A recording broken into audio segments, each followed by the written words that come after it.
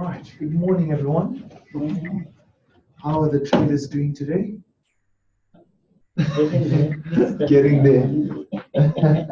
That's good. Before I start, let me quickly introduce myself. So my name is Damien. I'll be a facilitator today, so I'll be going through the platform with you guys. Today we're doing platform training. I'm not sure if you're aware of it, but I'll give an overview on what we touch on today. So basically here, we're going to talk about your different types of trades, your long trade, your short trade, different types of instruments, the risk calculator, the margin rates list, and then MetaTrader. So that is our course today. That's what we're going to touch on today. Okay. So please don't hesitate to ask me any questions. Also, welcome to the people that are connected through Zoom. You guys can also just drop me off a message if you have any queries with regards to what we're touching on. Okay. But before I start, I need to go through some security precautions with you guys, just so you're aware of it. Please be advised if you hear a very loud siren, that's an indication that you should leave the premises as quickly as possible. There's an emergency, meaning either the building's on fire, there's a bomb, but basically our lives are in danger, so we need to make use of the exits. So we need to exit as quickly as possible. It doesn't mean there's a party. Okay. Another thing is there are 3 exits in the premises, the one being right here. So we're very lucky because the exit is literally around the corner here. I think we'll be the first to exit out of this building. That being said, there's another one which is in the front there. That's where you basically came in from, the entrance. Then there's one more which is the furthest one from here. I wouldn't recommend it, but it would be down the passageway all the way to the big orientation room. That'll be your next exit there. So there are currently 3 exits. There's also a plan. I don't know who took it down, but this is supposed to be it's not here. But basically, there's a building plan all over the premises to see where the exits are if you're not too sure where about it is. We do have fire marshals as well as she-reps. We also have 2 first aid kits. One first aid kit right here again, we're very lucky. The other one is also in the merchandise room where you made your student card. All of you guys managed to make a student card? Did you smile? Not too convincing. Okay. That being said, hopefully everything goes smooth today, guys. We don't have to exit. Please do not make use of the balconies as exits. Okay, those are smoking areas. You don't be Superman and jump down there now. Okay. But today's going to be fun. We're going to go through the platform. Again, don't be shy. Don't be afraid. Something you don't understand, ask me so that I can make sure you understand. Okay, I want you guys to leave here happy, knowing that you understand everything. You didn't waste your time. Okay. Excellent. So, let us start. So basically, I want to do a run through quickly between the different types of instruments. So on your platform in ProTrader, you can trade on various different instruments. One of those instruments are equity and CFD. There's another one also, which is called Forex. Maybe you guys seen Forex somewhere, maybe on the internet, Facebook, somewhere, right? These are just different types of instruments. Today, we're not touching on Forex. We're only touching on equity and CFDs. But the purpose of this is to compare the two with each other so that you can basically see the difference between the two. Okay, that's the main objective of today. So I'm going to start off with an equity example quickly. Now, when I say equity, it's like ownership. It's when you physically buy something to own it. Are you with me? Maybe a phone. Are you with me? You don't have a contract, you physically buy it. Are you with me? It's like ownership. But when you physically buy a phone, instead of paying the contract, what is going to happen if you buy the phone compared to the contract? When you buy the phone, or is it going to be cheaper than the contract? Yes. A monthly? But does everyone have 15,000 on them to buy a phone now? Mm-hmm. So what do they do then? They take out the contract and rather pay 250 rand. Are you with me? Because it's a lot cheaper. Are you with me? So equity is like, I'm going to buy the share now because I've got money now to pay the full price. Are you with me? So equity is ownership. So it means, in other words, you go to the company, you say, since we're talking about phone, it's like me going to Vodacom and saying, listen, I want to buy shares in Vodacom. I want to become a shareholder in Vodacom. This means I have to go what? I have to buy a certain stake in the company, a certain portion. Now they're going to charge me per share, I would that I'm going to buy from the company. So let's say the example is the shares are 10 Rand. I would. Then it's 10 Rand times whatever number of shares I want. I would. Obviously, depending if I can afford it. But the main objective with equity is that you are going to pay the actual full price for the share. You're not going to pay discount. You're not going to pay less. You're going to pay the full amount. I would.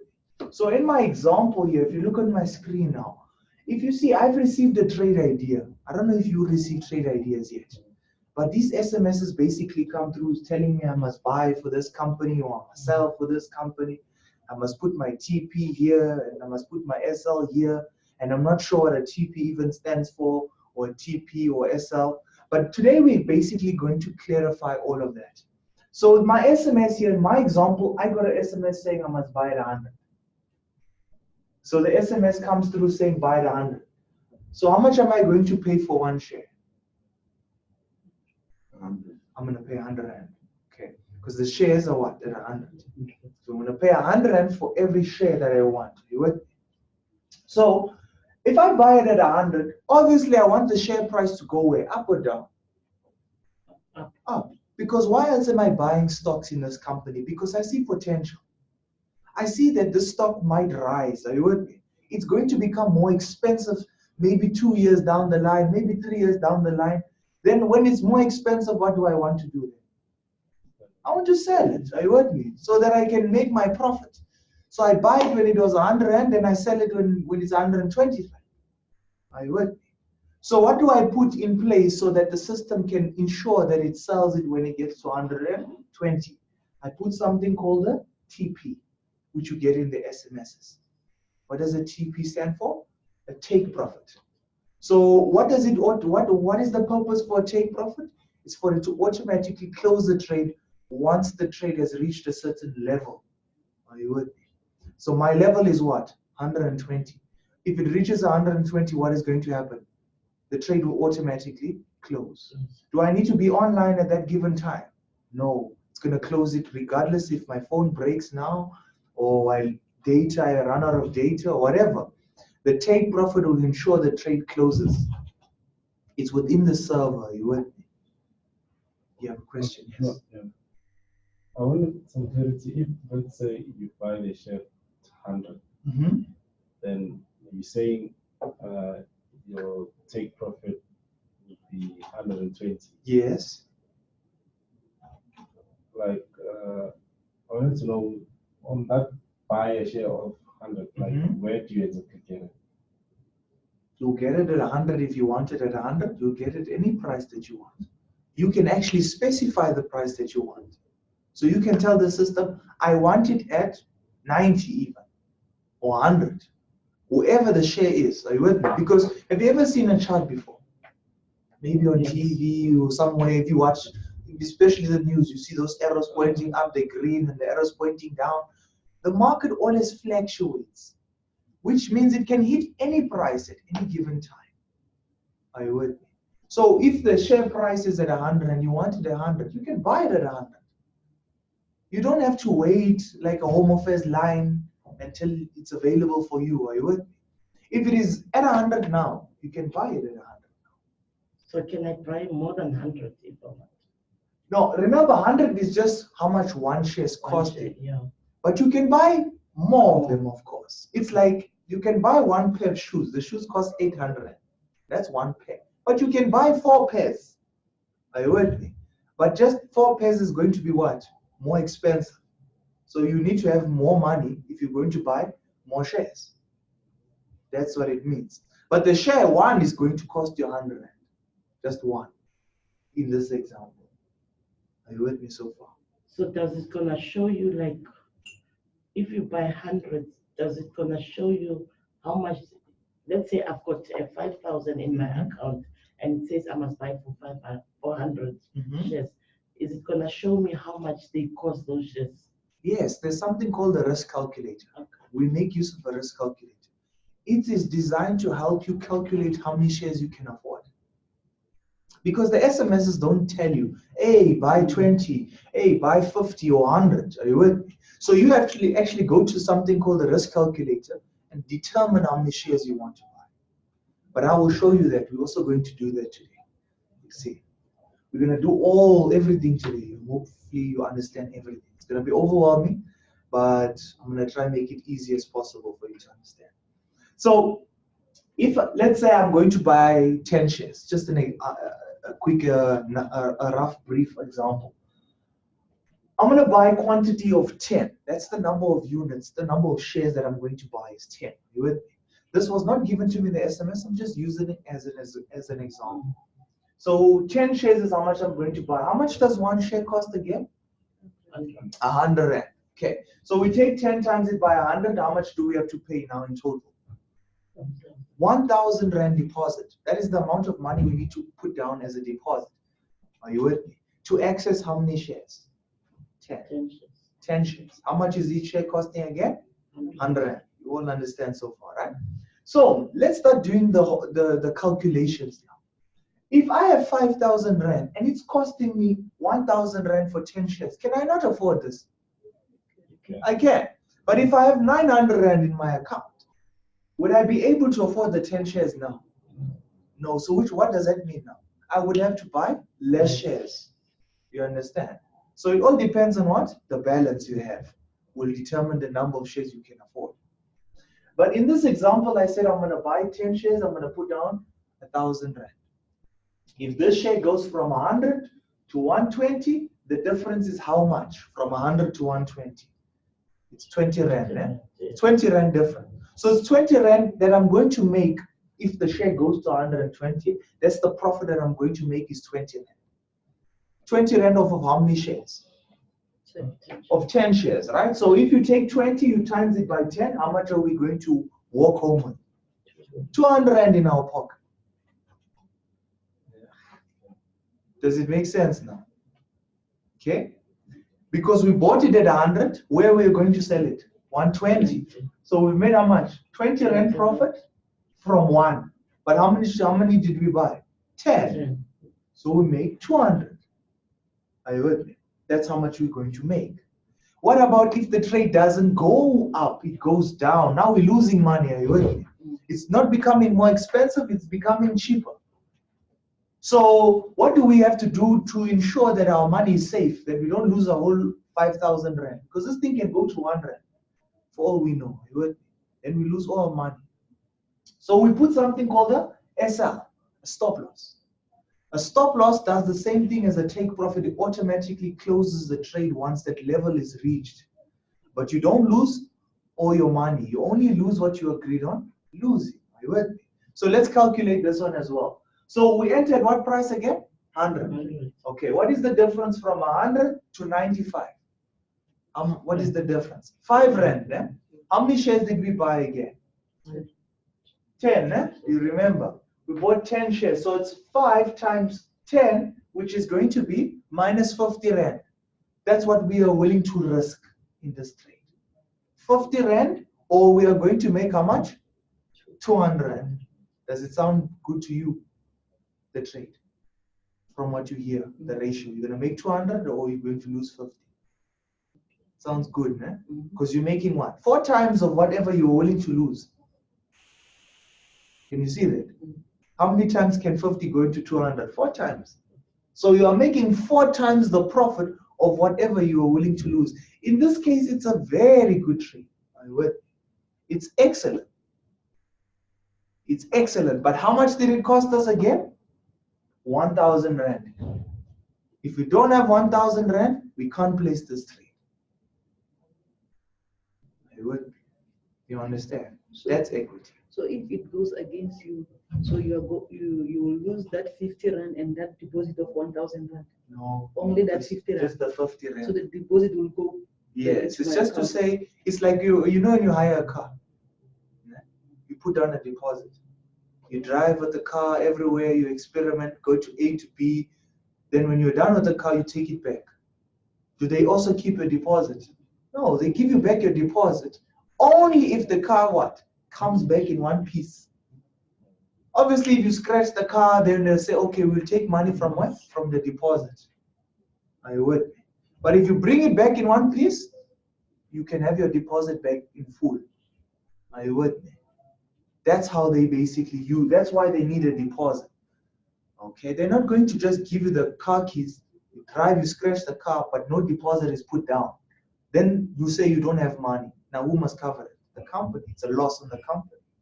So before they hand you any shares, they need to ensure you put down a deposit. Then we can talk business. Are you with me? Okay, that's equity. Now we are going to compare it with something called CFD. What does CFD stand for? Contract for difference. So now here's where the difference comes now. Remember earlier an example I said you can buy a phone or you can go under contract. When you go under contract, it's what? It becomes cheaper. Are you with me? Than actually paying the full amount upfront. So what happens now is, if I react to the same SMS, I buy the same price, I put my take profit the same price, stop loss same price, I even buy the same quantities, which is 10. I'm not now going to pay 100 Rand for the share no more. I'm not going to pay the full price. Are you with me? I'm now going to pay a percentage of the full price, which we call as a margin. It's called a margin. Okay? We are going to pay a margin, a small deposit of the actual share price. So, give you an example. If the share is costing you 100 Rand and the company ShopRite, SHP, says that they want 10% deposit, right? How much is 10% from 100 Rand? It's 10 Rand, eh?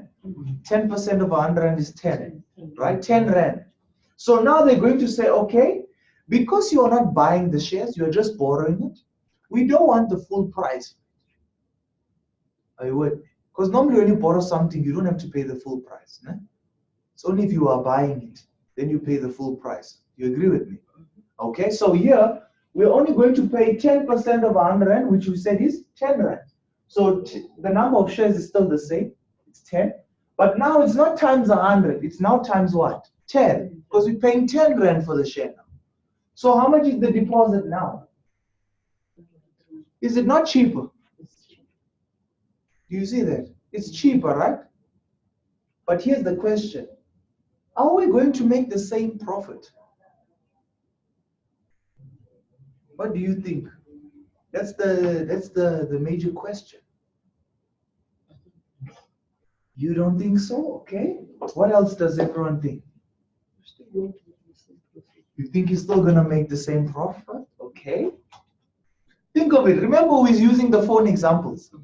I said if you buy a phone and you go under contract, which is not yours until you've paid the full amount. Are you with me? So that's us. That's the contract one, the CFD, and that's the full amount, the equity one. Are you saying because the phone that has been bought is better than the phone that's been on contract, but it's the same phone? Is there any difference with the phone? No, it's still the same phone. Are you with me? Whether you buy it or it's under contract, the phone is still the same phone. Because how many shares did we have access to here? 10. How many shares do we have access to there? It's the same. There's no difference there. Do you see that? Okay, you can't say a car that's been borrowed and a car that's been bought, the one that's been borrowed is slower than the one that's been bought, but it's the same car. Does it make sense?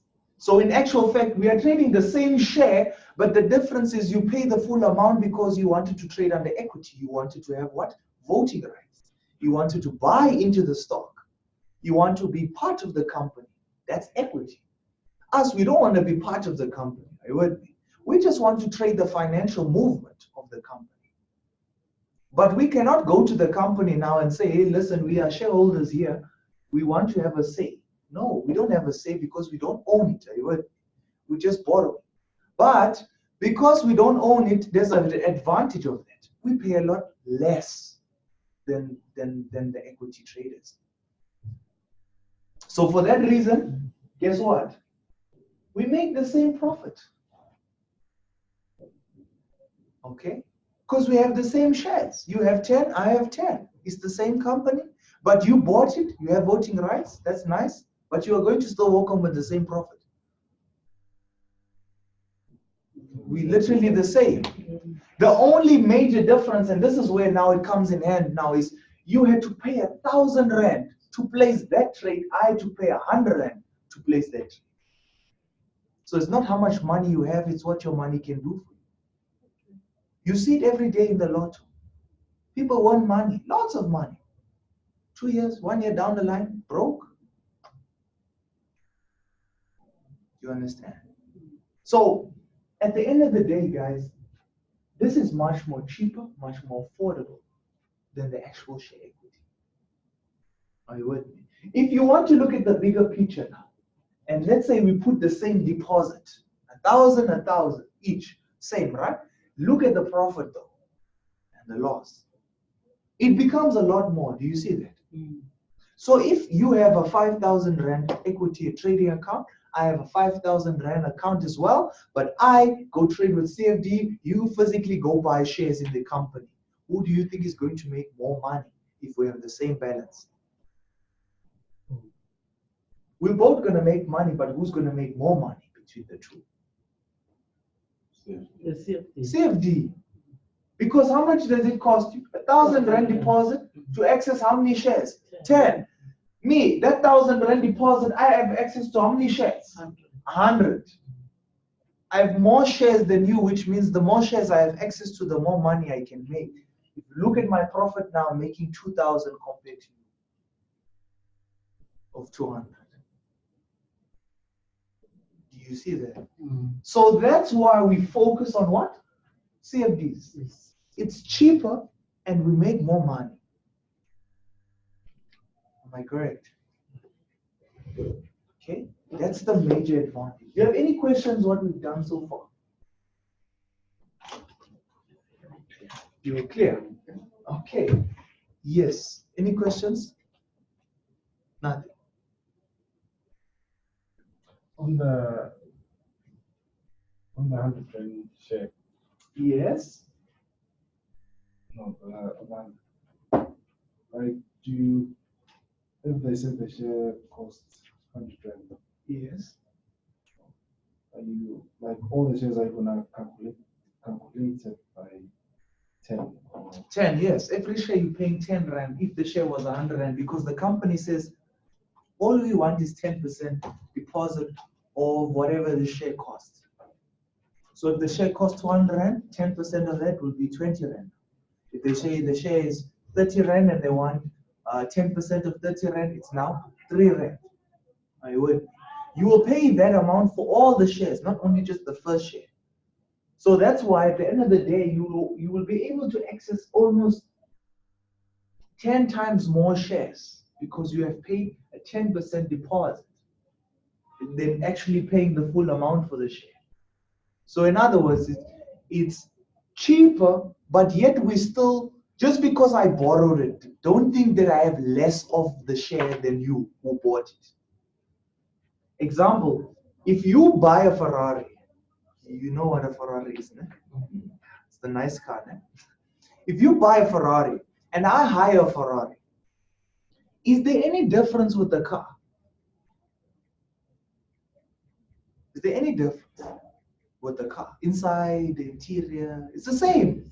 It's the same car, which means I'm getting the exact same feedback from the car as you who owns it.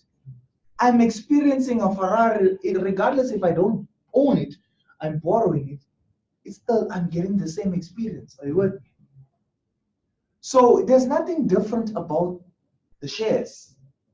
It's just the fact that you can say you own it, you physically bought it under equity, whereas I just say, no, I'm just trading the financial movement.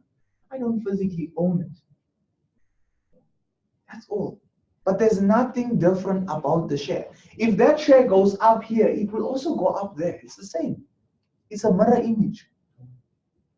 So if you're making money, I'm also going to be making money. Just I'll make more than you because I'll be able to access more shares than you.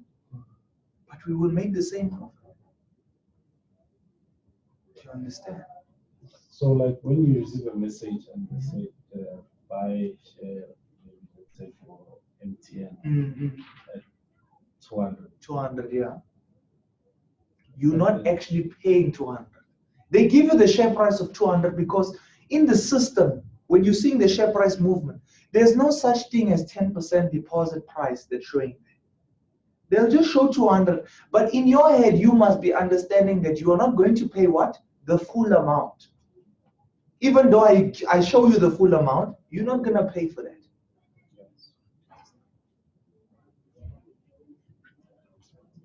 Okay. Toyota with the number plate WKJ 859. Anyone here? GP. Apollo. Number plate is 458 GP. No one here. A Ford. Show the handwriting here. Ford H512 HG GP. No one. What car is this? No. It's Apollo. This one, yeah. Yeah. Apollo. Number plate is ZLX. No one. A Corolla. Number plate is that a 3? This one. Okay. The next one is a Ford FP27. No one. Another Ford BM35 FM. No one. With driving Ferraris. Yes, thank you.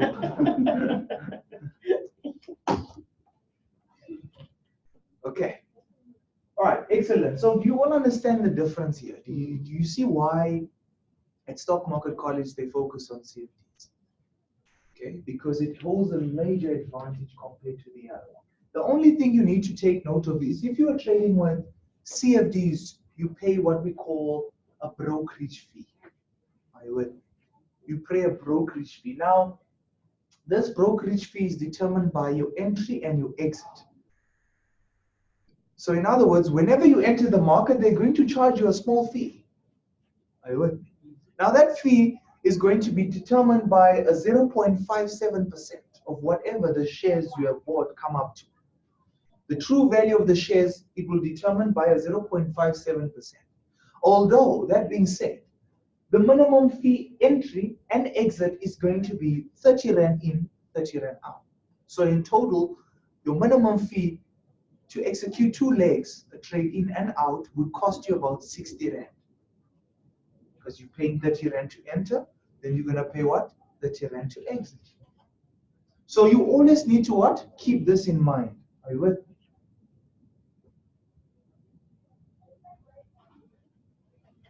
So someone put this on me. Feeling so hard. So this is all calculated by what? By your risk calculator. Are you with me?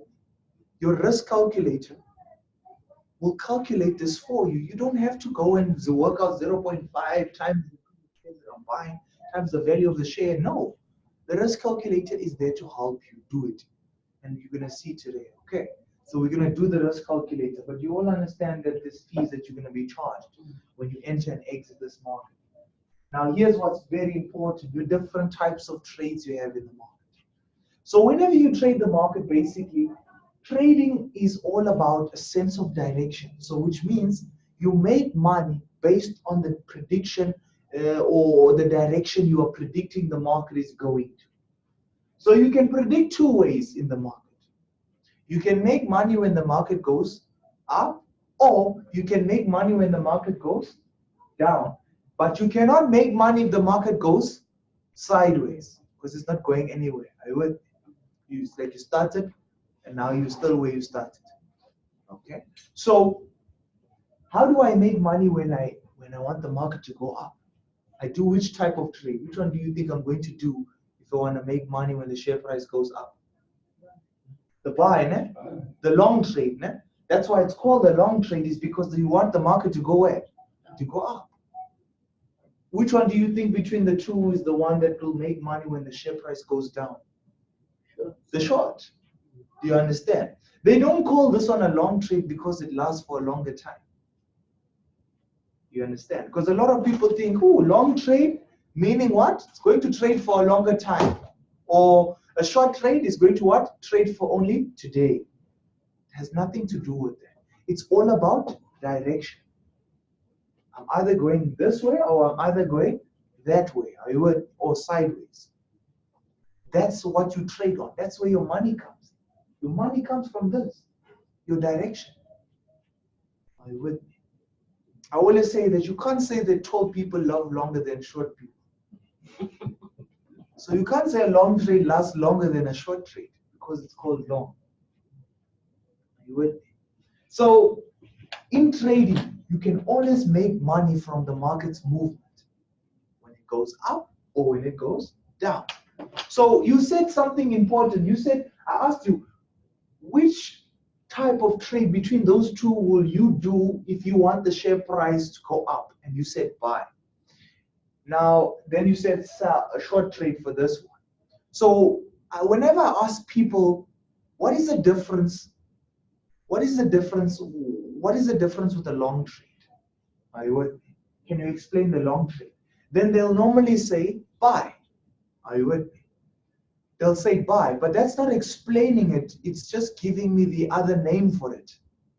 It's like I'm saying, can you explain what a vehicle is? And then you say car. Are you with me?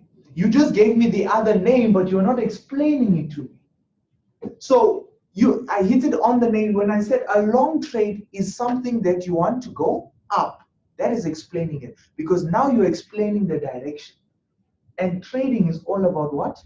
Direction. You trade, you make money from the direction. How do you lose money though? From this. It's when you do a long, when you say system, I want to buy the shares. Why? Because I am thinking that the share price is going where? It's going up. It's going long, right? Now the share doesn't go up. It goes where? It goes down. So what's going to happen now? You're going to lose. Are you with me? So it's very important for you to get what? The direction right. If you get the direction right, what is going to happen? You make money. Do you understand? What can help you with this directions? To help you predict, because you can't just look at a screen and try associate or make an assumption that the market is going to go so way or this direction just by looking at it. So you need something to motivate you to say, hey, I think it's going up. After hearing this, what could help you with your direction in the market? News always is there to help us. So whenever news is released, it basically can point to a negative or a positive. I mean, look at was it 2 years ago, a year ago, when Poloni was killing people? Yeah. Are you with me? I hope it's not happening because I had Poloni this morning.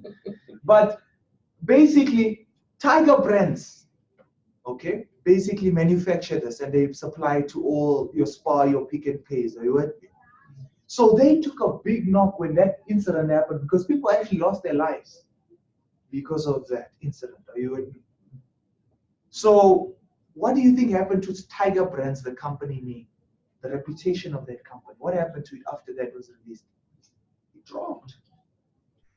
Are you with me? It dropped, meaning the share price was plummeting. It was losing value. So what do you think when it's losing value? You can make money by doing what? A short trade. Are you with me? You jump in and sell. How? You sell it when it's still expensive, just before the news comes out. Hey, the news is coming out negative, the stereosis is killing people. Let me quickly sell the share price now because I know what's going to happen. What is going to happen? The share price will drop. When the share price drops very low, I will then do what?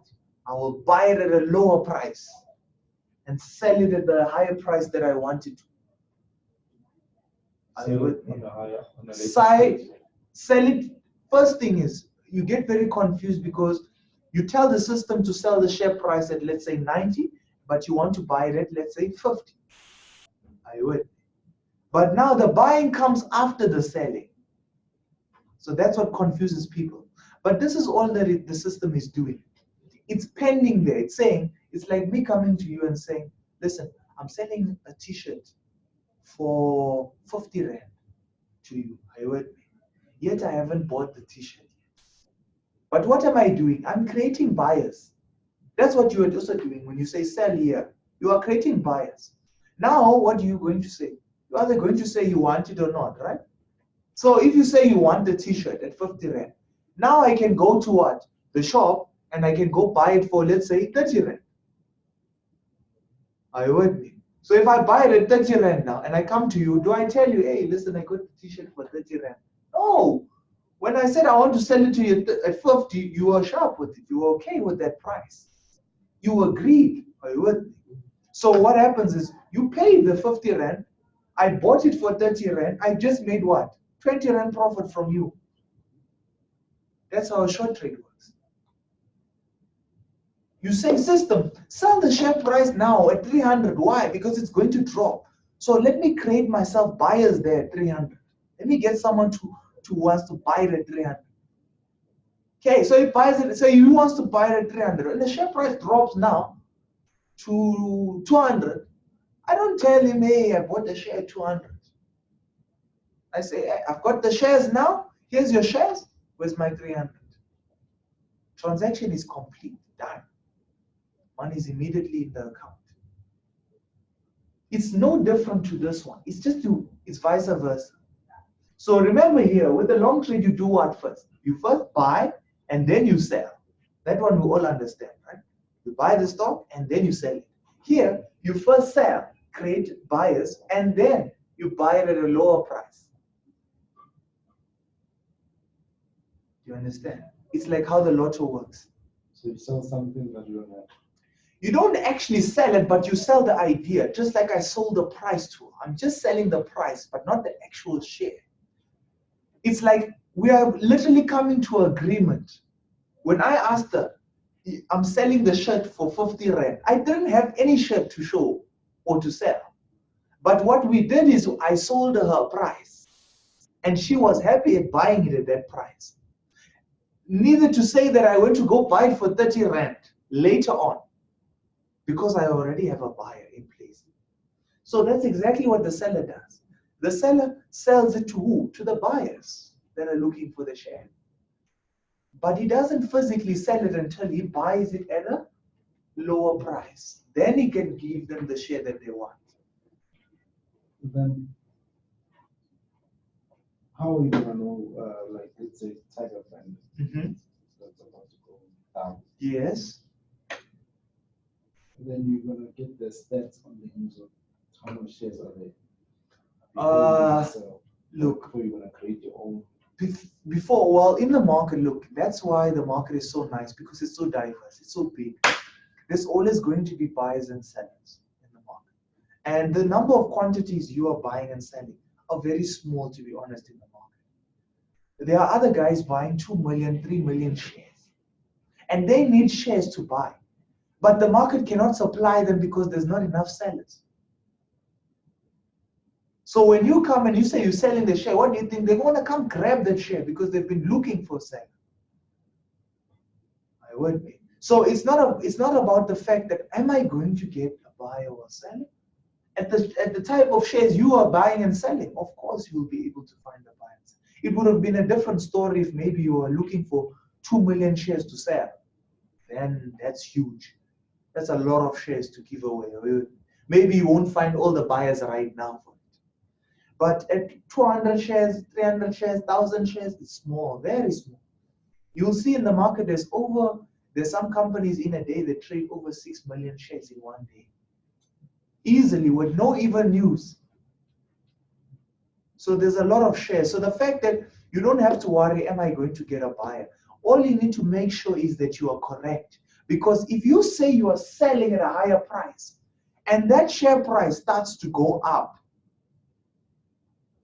you will now pay more for the share. I would, if the share starts to go up. So what does that mean now? Instead of you making the money now, you will make the loss and the buyer will now make the money. Do you understand? It's going to go one of the two ways. The buyer will either make the money because his direction was correct, or the seller will make the money because his direction was correct. It's like me saying to you, hey, listen, I'm gonna sell that shirt to you for 50 rand. I can't find that shirt anywhere. I'm forced to buy it for 80 rand. It's a loss for me. It's a win for you. You understand? It can go two ways. So you need to be very careful when you predict the market. You need to be sure and know for sure that the share price is going to go what? Down, or it's going to go where? Up. But the news can help you with that. I would be. Not so long ago, you heard the incident with Vodacom being sued about 70 billion for police calls. All that type of news affects these companies. And you can take advantage of this. Are you with me? Like when Jacob Zuma was our president still, was in power. Are you with me? I was taking advantage of it. Even though it was affecting the rand in a negative manner, it's a good thing for me. Why? Because I can short. I can make money if he does. If he says he wants to reshuffle the cabinet, great. It's going to drop the value of the rand, but it's going to make my life a lot easier now because I know what's going to happen. The rand is going to lose value. The dollar will gain value. I short the rand, I buy the dollar.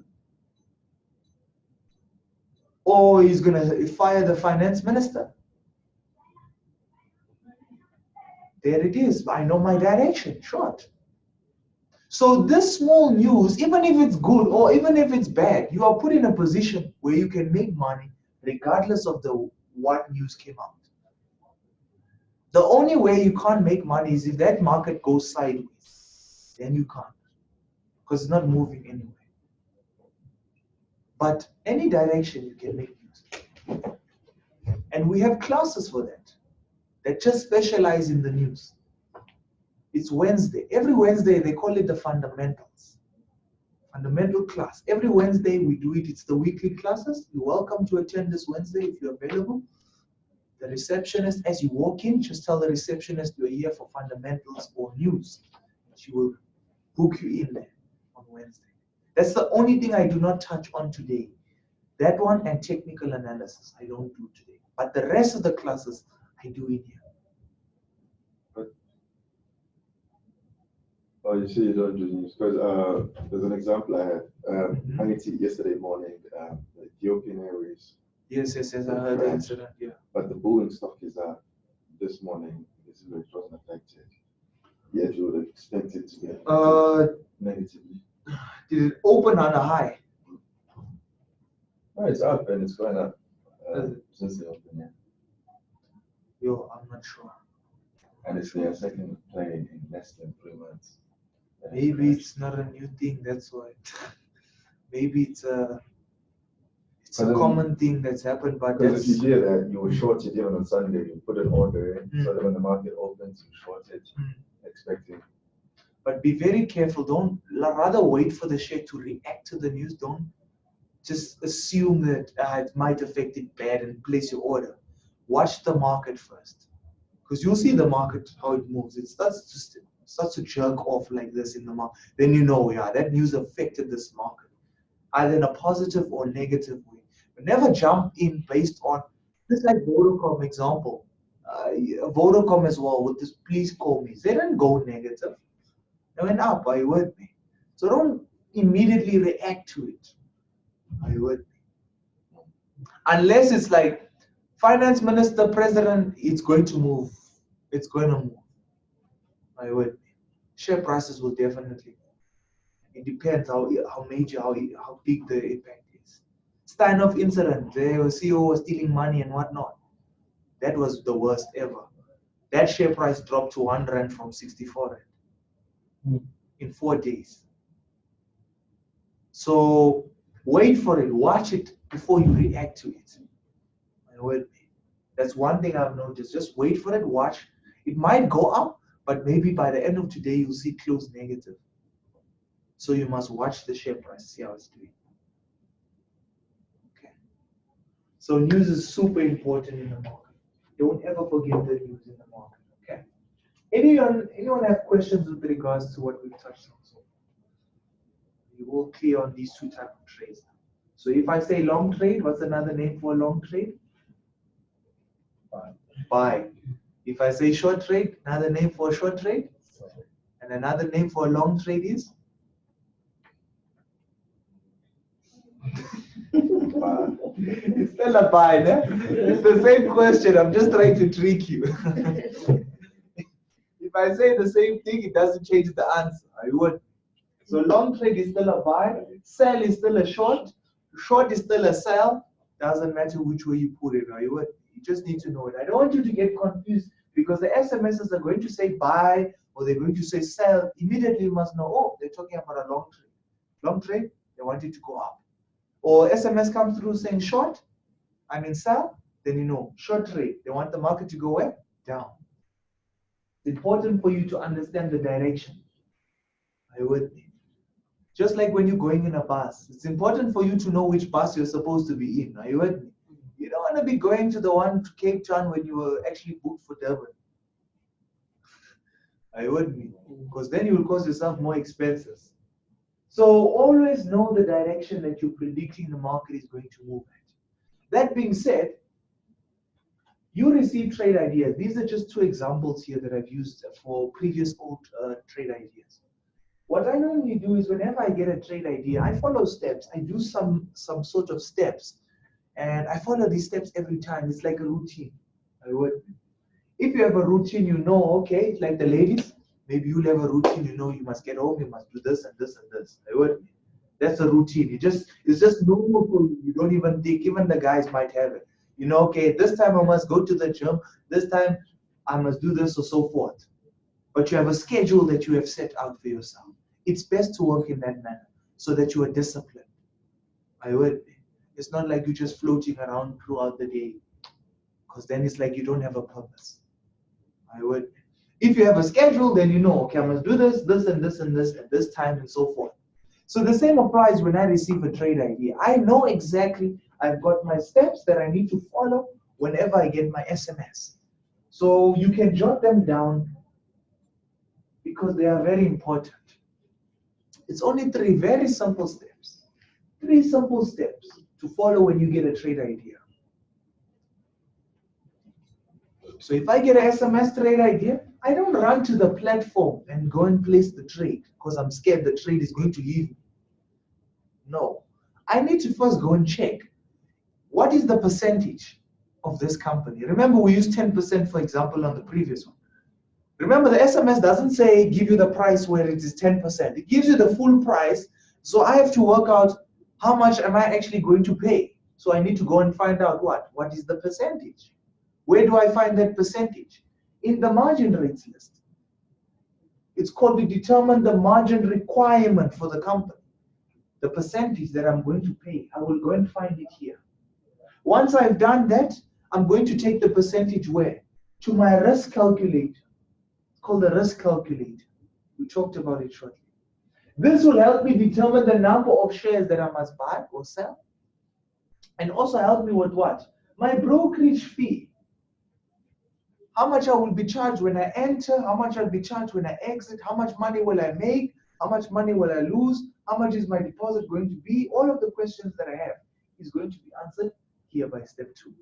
So if I'm done with step 2, you can't tell me I'm going to make this or I'm going to lose that. I already know how much I'm going to make. I already know how much I'm willing to lose. I already know how many shares I need to buy. I already know the deposit that I'm going to pay. I already know the commission fee and out. It's like I literally know the outcome, good or bad. So at this point, I will already know if I'm happy with the trade or not. Before I even placed it, I'll know if I'm happy. If I'm still happy with the trade and I want to continue going with the procedures, I can now log into my MetaTrader or my Pro Trader and actively place the trade. Now I can go and execute it, now that I've seen the outcome of the trade. I would. It doesn't matter what time. Doesn't matter what time. As long as it's within today. It mustn't be the next day. It must be today's. Because an SMS is only valid for how long? For 1 day.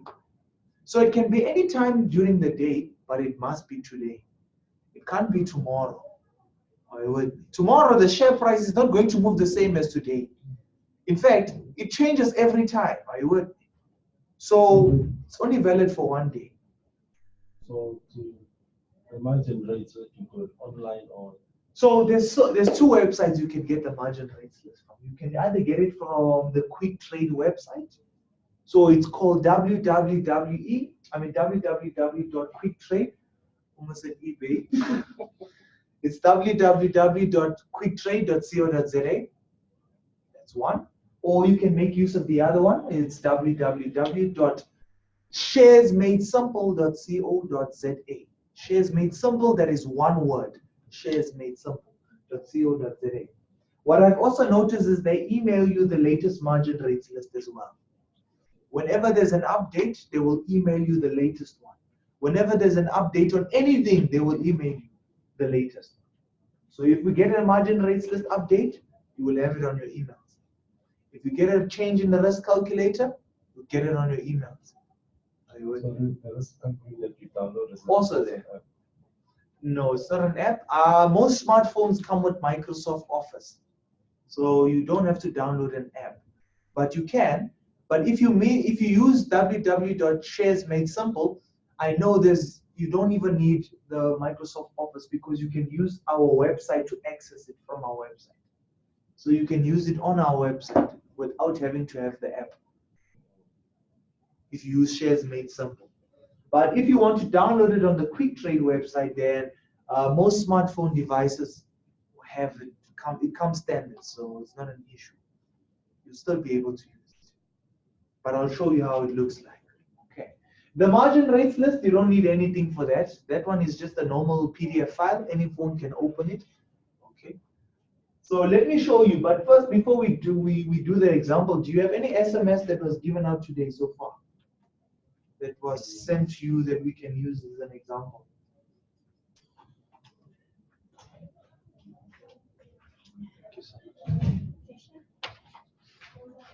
So we didn't receive anything this morning, huh?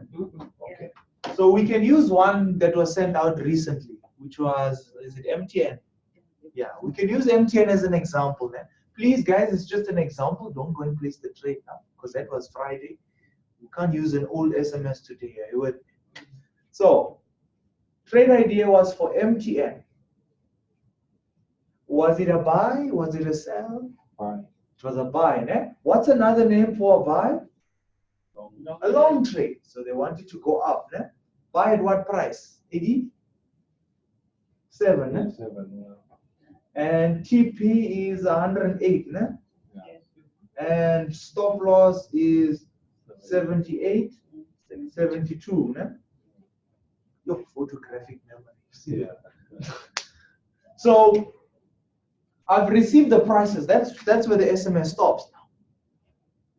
Okay, there's a link. Maybe I can click on the link if I want to watch a video how they come about creating it and so forth. Most people don't because data must fall.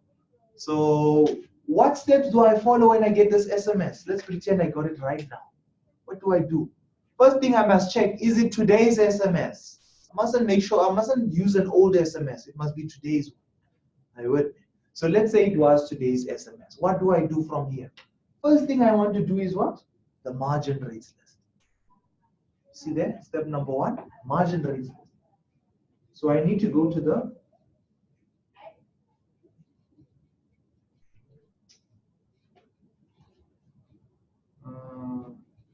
margin rates list. Sorry for my should have been a doctor. Is it here on MetaTrader 5 the margin rate?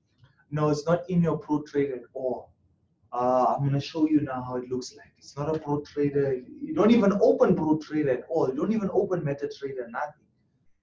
These are just on their own. And then you need the risk calculator next. Né? So first the margin rates list, step number 1. Step number 2, risk calculator. Okay, after risk calculator, then I can open my MetaTrader now. Are you with me?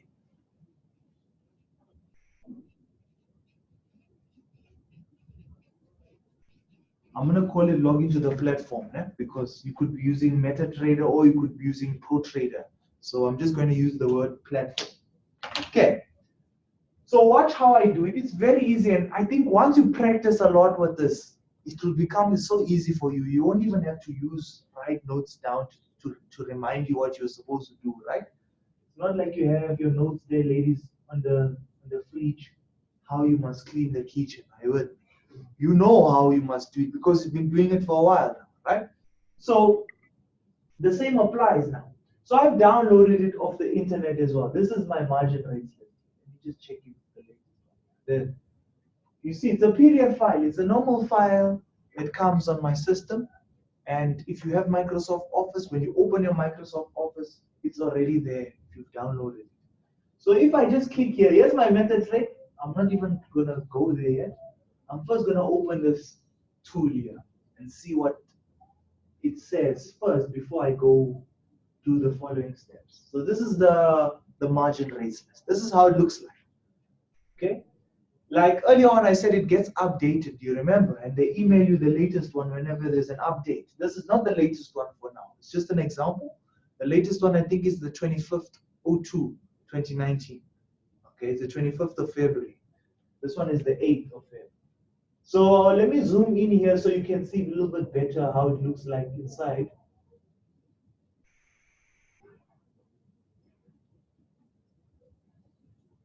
Okay, that's a bit too much. Okay, can you see there? All right. So we are using this list for what reason? To come and look for this company. This company that was given to us on the SMS, which is MTN. We're here to come and identify where it is. Before we do that, let's read the top headings, the subheadings. The first column there says code. Do you see that? It is showing all the codes of the companies. I would. Do I need the code for MTN? The MTN is the code. This is the code, are you with me? So in the SMSs, they give you the code. It's a standard feature. You will get the code in the SMS. You don't need that. Are you with me? The description is optional. Now the description is for what? It's the company name. Now MTN is the code, and the name is also MTN in this case. Are you with me? So this one is easy. But maybe Vodacom is a bit tricky. Like if they had to give you a code saying VOD, maybe most of you guys will know what it is. Né? Vodacom. The description is Vodacom. The code will be VOD. Can you see at the end of the code it says CFD? Yes. Which means this list is the list only for CFDs, not the equities. Remember the equity examples we did? It has nothing to do with this list. This is only for what? CFDs. So we have the codes, the company names, that's the description, and listed and delisted. So if a company is listed, what does this mean? We can trade on it. We can trade on it. We can execute a trade. But if the company is delisted, it means don't even bother looking there because you can't trade on it. So companies that are listed, we can trade. Companies that are delisted, can't trade. Are you with me? That's what we have. Do you see this requirement? Okay, that's your percentage. That's what we're actually here for. The requirement. Okay, the margin requirement. That's the full name. Then the last column says shortable. What is shortable? You can sell. You can sell. Remember short trades? They're talking about short trades there. Some companies don't like short traders. Can you guess why? Why do you think I don't like a short trader? I'm the CEO of Vodacom. I don't like sellers, short traders. Why? They make your share price go down. There you are. What do sellers do? Where do they make their money? When the share goes down. Is that good for the company? No. So they don't like sellers. Are you with me? So by shortable, sometimes the company can say no short traders allowed, which means you cannot sell. You cannot make money when the share goes down. If they say no. But if they say yes, then what? You can. They're allowing you to short trade, to trade against the financial market. You see that? Okay, so that's what the subheadings basically mean. So we need to just look for this company MTN now. There's all the companies that are listed are on this list. Even those that are delisted are still on here. MTN. There it is. That's the full actual description. So as you can see, the company is listed. You will expect that because it's an SMS. They've obviously checked if you can trade on it or not. So it's listed, which means what? We can go for it. We can trade for it, right? What is the percentage though? 20%. I must not forget that percentage. Are you with me? Because that 20% is how much I'm going to pay from what? From the 87 Rand. That's how much I'm going to pay. I'm not going to pay 87 Rand. That's for someone who wants to buy the share, the equity trade. Me, I'm only going to pay what? 20% of that, which is like 17 Rand something you're going to pay. That's how much I'm really going to pay. Are you with me? Don't worry, it's been calculated here. This percentage, you'll see where it comes in hand. So I just need that percentage, then I'm done. Then I can go to the what? The risk calculator next. But before I go on to the risk calculator, be very careful when you look at the percentage not to trade with companies with high percentages. Why? The higher the percentage, the more money you will have to pay. Are you with me? It's not because you're going to make more money, it's just the more money you will pay. So don't trade with companies higher than what? 23%. Focus on companies from 23% lower. If you can get it at 10, even better.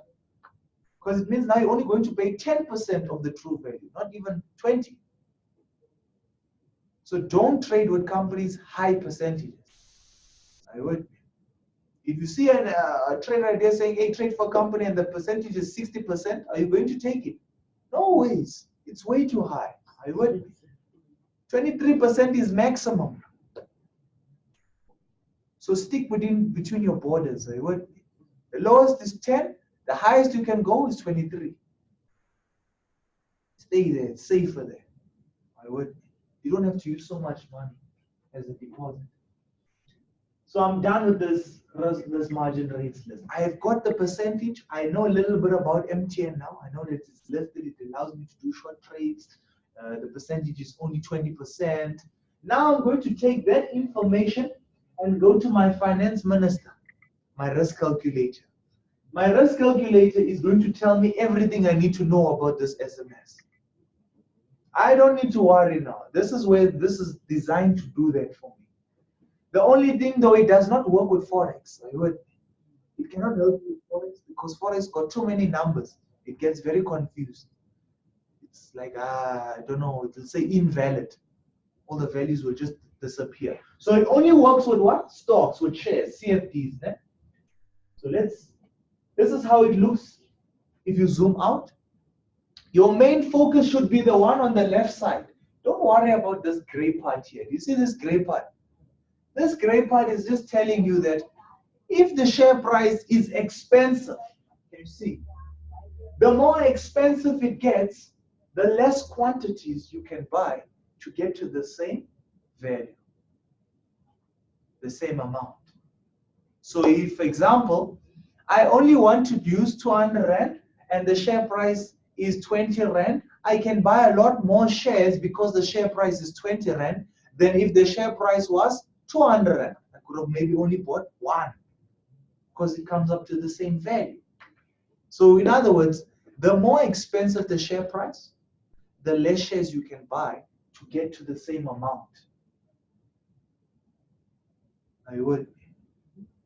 So don't worry about that. That holds no interest to you. It is not helping you in this SMS at all. It's just saying the more expensive, the less shares you need to buy. That's all. But our focus is this one on the left side with all those colors there. So we're going to zoom in so we can see more clearer onto this side.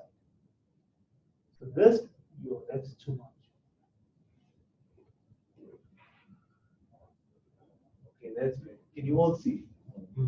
Okay. So this part, and to be specific, this gray part is where we are going to start off. Cell B1. You see that? That's where we're going to start off. Where it says account balance. We're going to start there. Account balance. How much money do you have in your trading account? The risk calculator does not know. It doesn't know. It's literally just a calculator. It is not linked to ProTrader. It is not linked to MetaTrader. It's on its own. Are you with me? Okay. It's not like you say ABSA and FNB accounts are linked. They are different. Are you with me? So this does not know what you have. So you can lie and say you have 1 million. It will believe you. But please don't lie, because it's protecting you, this thing. It is going to help you with your risk management so that you don't what? Overexpose your account. You know, sometimes you can buy too little shares and you can lose money because you bought too little shares. Or you can lose a lot of money because you bought also what? Too many shares. So this is trying to get the soft spot. Where is the right amount to buy for your balance? So always come back and say, system, I have, even if it's 2,000 or even if it's 100 million, you can put it in here. Any amount you can put in here. So you want to start off where? The account balance. So I'm going to leave it at 5,000. Okay. I want to show you from 5,000 Rand account how it can calculate and help you.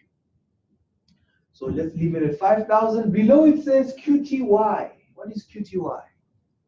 Quantity, the number of shares that you want to buy. Now, here's the question. Can you walk into the shop today and say that you want to buy 100 chips if you don't know how much one is going to cost you? You can't, right? Because how are you going to calculate if you can afford it if you don't even know how much one is costing? So how can you come and put in the quantity if you didn't put in the prices of the what? Of the SMS. You can't calculate how many shares you want to buy because the prices are wrong there. Can you see that? What does it say the entry price is there? 173. Is that the right entry price from the SMS? No, it's 87. So we need to do what? We need to change this. Are you with me? We need to change it. Now, before I change it, do you see next to my account balance, it's saying short? What is there? A short trade. Yeah, this is a short trade here. Né? But is this a short trade? No. This is a long. Né? But watch when I put in the prices, that thing will change. The risk calculator will pick out that we are doing a long trade. I won't even have to do it. So let's start with the entry price. Entry price is what? 87 Rand. So we put 87 Rand. It's already changing. You see that? It's saying long. Let's put in the target. What is the take profit? 108. 108. Né? So we put 108 in there. Then let's put the what? The last one is the stop loss, né? Which is 7872. Né? Okay. Now we are done with the prices. So now what it's doing is calculating using these prices for us. Okay, so look how smart this risk calculator is. Now I can play with the shares now that I've put in the right prices. So how many shares do you want to buy from the top of your head? Pretend like, hey, you got this SMS now. You must guess now how many shares you must buy. Try guess the amounts. Any amount. 50. 50. Let's see 50. So all I do is I put in 50 there. Because I don't know how many shares I must buy. There's no right or wrong answer here. It's literally a guess. Because the quantity was not given to you. You have to play with it to find the soft spot. Are you with me? So if you have a look here, your quantity is what? 50.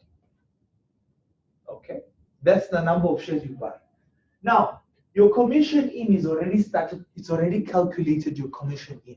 What is the commission? It's that brokerage fee we calculated when you started. We said the minimum is what? It's 30 Rand. Yeah, it's showing. It's saying, listen, from those 50 shares you want, you are going to pay what? 30 Rand in. That's what they're going to charge you for 50 shares. Then it's saying, okay, and also when you exit out of the trade, when you come out by hitting what? The take profit, they'll charge you 30 Rand and 78 cents to get kicked out of the trade. Then they say, okay, if you kick out on a stop loss, instead of the take profit, you will still be charged 30 Rand for your exit fee out. You see that? It's showing you both scenarios, whether it goes your way or against you. It shows you the fees for both. Do you see that? Then, if you go here, it says take profit. What does this mean? It means if the trade goes your way, what can you expect? Then next to it, it says stop loss. If the trade goes against you, what can you expect? So which one do you want to look at first? The profit The loss. The profit, I thought as much. So look at this. It says from the 50 shares you are buying, right, on MTN, you will make 1,000 rand, 1,050 rand. Almost it is Zoom. 1,050 rand. That's how much you're going to make from how many shares? From 50. Okay. But don't you have fees to cover still? The fee in and the fee out, right? To execute this trade, you'll be charged how much? 60 rand and 78 cents. That is your total fees that you'll be charged from the total amount that you've made. You walk home with how much after covering the fees? 989 rand and 22 cents. That is the amount you pocket. That's the amount that goes where? Into the balance once the trade has closed. There's your money. You've pocketed that amount. Okay. If you lose though, you will lose 414. Do you see that? Plus the 60 rand, you have now lost a total amount of 474 rand in total. So that's what you are risking, and then this is your reward. You have to weigh the options. Because remember, the trade can't hit both of them. You can't take this and minus it from this, and then you still walk home with profits. It's either going to make 989 rand and 22 cents, or you're either going to lose 474. It's one of the ways. It's going one of the two ways. So you need to weigh this option. And the first thing you need to check is the trade worth your while? Do you think it's a good trade though? Yes, it's a good trade. What do you think there? You think it's a good trade? Okay. And your opinion?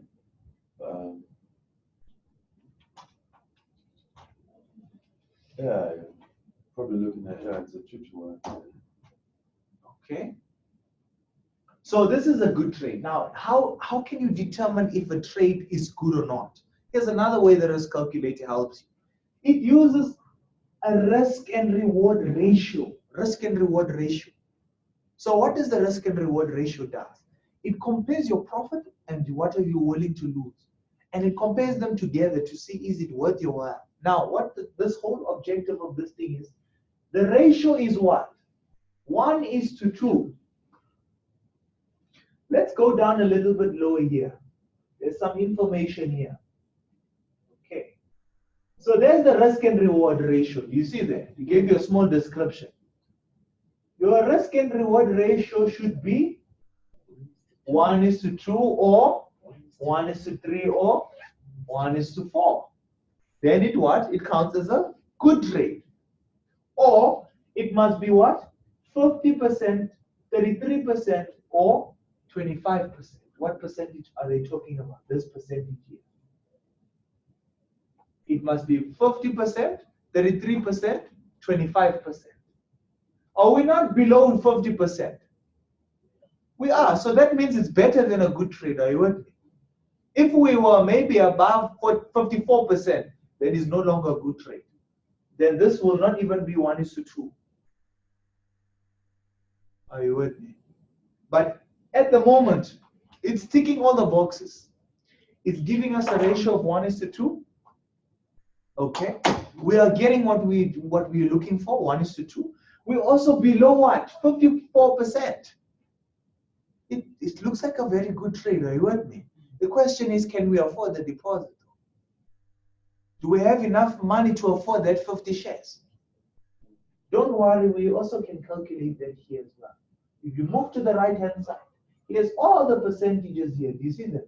Starting from 10. What percentage does MTN fall under? It's 20. So let's look for 20. Here's 20. How much are you going to pay for 50 shares? 870 rand deposit. Can you afford it at 5,000? Yes. Then you can also afford the amount of shares. What color is that? It's like a set of robots. When it's green, you can go.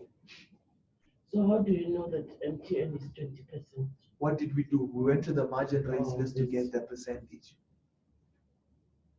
That's why I started off there first, just to get that percentage. So when I come here, I'm not confused now. I'm wondering, which percentage does this company fall under? I know. Oh, I went to the list. I know now.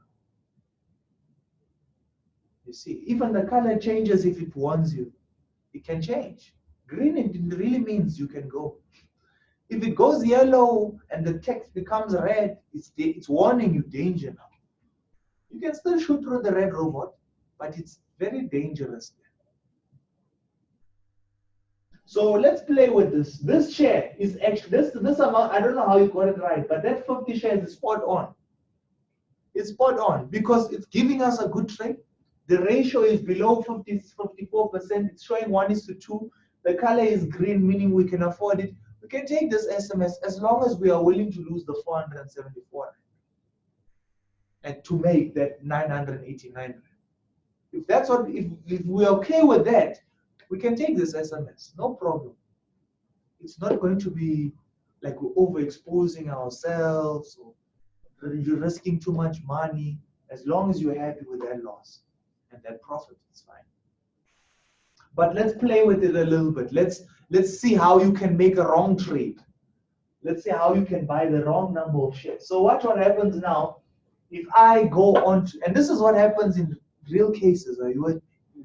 Real cases for people who don't attend classes. You know what happens? They get an SMS. Where do they go? Straight to the platform. Now, here's where the issue comes. You come to the platform. Do you know how much you are going to make? No, you didn't come to the risk calculator. You know how much you're going to lose? No, you didn't come to. How much shares you're going to buy? You don't know. You're going to guess when you get there. So now they get very nervous when they log into the platform because the platform is just numbers and charts and all over. And then you start doubting yourself. You feel very confident when the SMS comes through first. But as you go into the system, it's like you lose that confidence now because you don't understand what's happening. So in most cases now, people will come and say, Ish, let me buy one share and see what happens. Right? So you click one. One share there. Let's see what the risk calculator says. Look at the percentage first of all. It's even showing a minus. It's way more higher than 54. Look at your ratio, no longer 1:2. Look at your profit. You can't even call it profit no more. Because you will lose when it goes your way as well. Why? Because you bought one share that makes you how much? 21 Rand. But you have to cover how much? 60 Rand. What happens? You lose even though you hit your take profit. What happens if you go to the stop loss? You'll also lose there as well. So you lose both ways. You will donate money like this if you buy one share. I'm saying, as you're laughing now, people are doing it. People are not on the real account. They are buying one share, 2 shares, 5 shares. They didn't even check. They didn't come here, you see, they didn't even check. They don't even check the margin. What is the percentage? They don't need it. They go straight to the platform, play with the shares, guess 1 or 2, place it, trade for 5 seconds and then close. You lose like that. So always come to the finance minister. And it can tell you, no, don't buy the shares. Because I know if you use the risk calculator, there is no ways you would have put one share and saw a minus and still take this SMS. Or still take that number of shares. I know immediately, if I see you buy one, I know you didn't use the risk calculator. I know you didn't. But as you continue playing with the shares, and you buy a little bit more, it becomes a little bit better. Are you with me? As you continue buying more. Because now, you are making more money, but the fees are still 60 Rand. So you are starting to get a better ratio. Do you see? It's not where we want it yet. Do you see that? It's not 1:2. It's not below 54%, but it's getting there as we buy more and more shares. So let's try 30. On the dot, it's 54 now. Then it's just on the dot 1:2.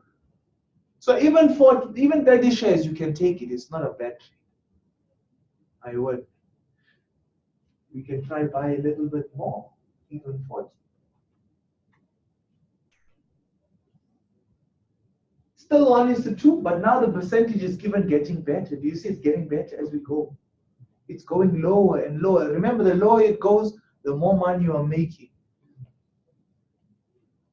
We said earlier on, you said 50. You see the percentage is getting lower. Let's try 60.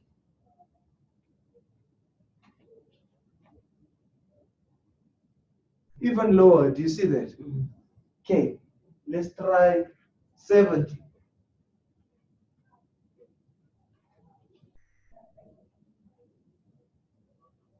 Little bit lower, do you see that? Do you think it will change now if I buy more shares? Do you think it's gonna continue going like this? As we buy more shares, the percentage will get better and better and better. What do you think? It might get better, né? If we buy more, né? It won't no more. Why?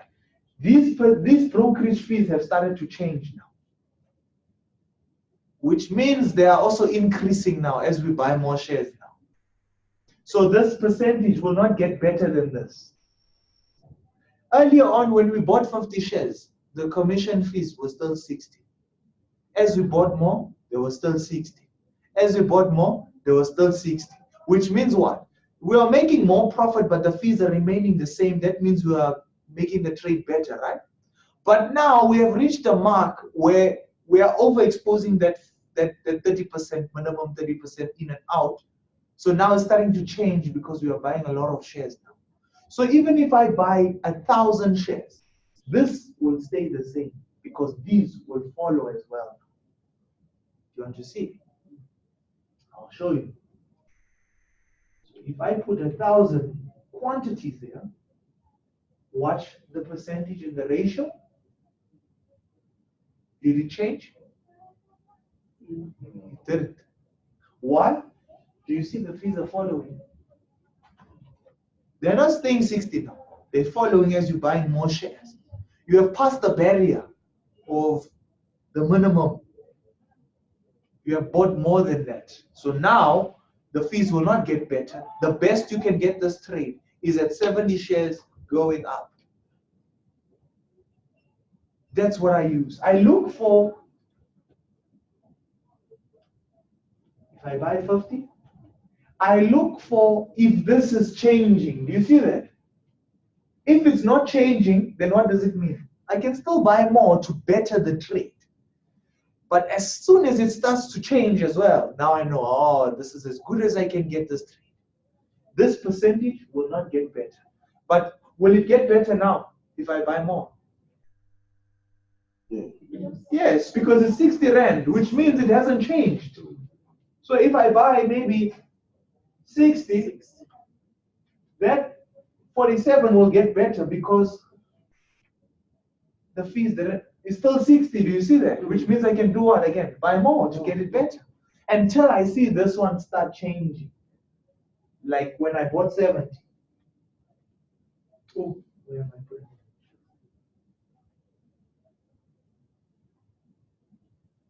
When I bought 70, this one changed. Do you see that? Then I knew, even if I buy more now, this will not get better. So if you change, can I still continue? Of course, you can continue. I'm just giving you a little bit of tips to try and maximize your money as possible. To try and get this trade to a level where it is at the best that it can possibly be at the right amount of shares. But again, I don't want you to overexpose yourself because 70 shares is the best you can get this trade. But the risk that you will take is higher.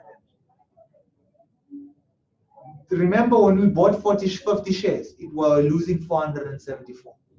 Now that we are buying 70 shares, yes, the ratio is a little bit better, but we're now losing 645. Not a lot of people want to take a loss of 645. So they'll say, no, it's fine. I'll even take 50. It's not that 50 is a bad trade. No. 50 is still a good trade. You see? Still a good trade. I just don't want to lose. I'm not willing to lose 600 for it. So always make sure you stick to the amount that you're willing to lose. Say to yourself, okay, I'm only willing to lose this amount, or I'll take it because of this amount. But you must be disciplined. Are you with me? You can't say today you want to lose 400, then tomorrow you want to lose 3,000. That's not discipline. That's not consistency. It must be remaining the same like that all your trades. For every trade, you must say, okay, from today on, I'm only willing to lose 400. I will get the trade to lose 400 only. If I'm not getting 1:2 and I see it's 400 here, I'm not going to do it. I'm not going to take it. Because it's now passing how much money I'm willing to lose, yet I'm still not getting a good trade. So for that reason, I won't take the trade. But now what you're doing is you're focused, you know exactly what you're willing to lose, and you have a routine. Just like a marathon. People don't understand trading is not a sprint. It's not a sprint, it's a marathon. Who was the people who win marathon? People were disciplined. They have a running, they run at a certain speed and stop there. It's like cruise control. They run till here, they stop there. Until they're what? Closer to the finishing line. So once your account has been growing, you discipline, and now it's big, then you can say, hey, let me now risk 1,000 rand because my account is what? More healthier. The issue comes now, you're starting off, but you want to risk 4,000 rand for your first trade. You don't even know how to run. It's those people who want to sprint in the beginning of the marathon. What happens when halfway down the marathon, you're already fainting? Because you didn't come with a plan. So manage your risk. Come here and say, okay, how many shares must I buy to get to that minus that I'm willing to lose? Is that ratio 1:2? Is that percentage below 54%? Is the color green? Okay, the color is important as well. Because if you buy too many shares, again, if I buy 300,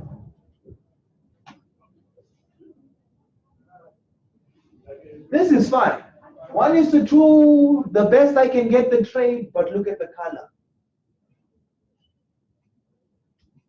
The color has changed. Do you see that?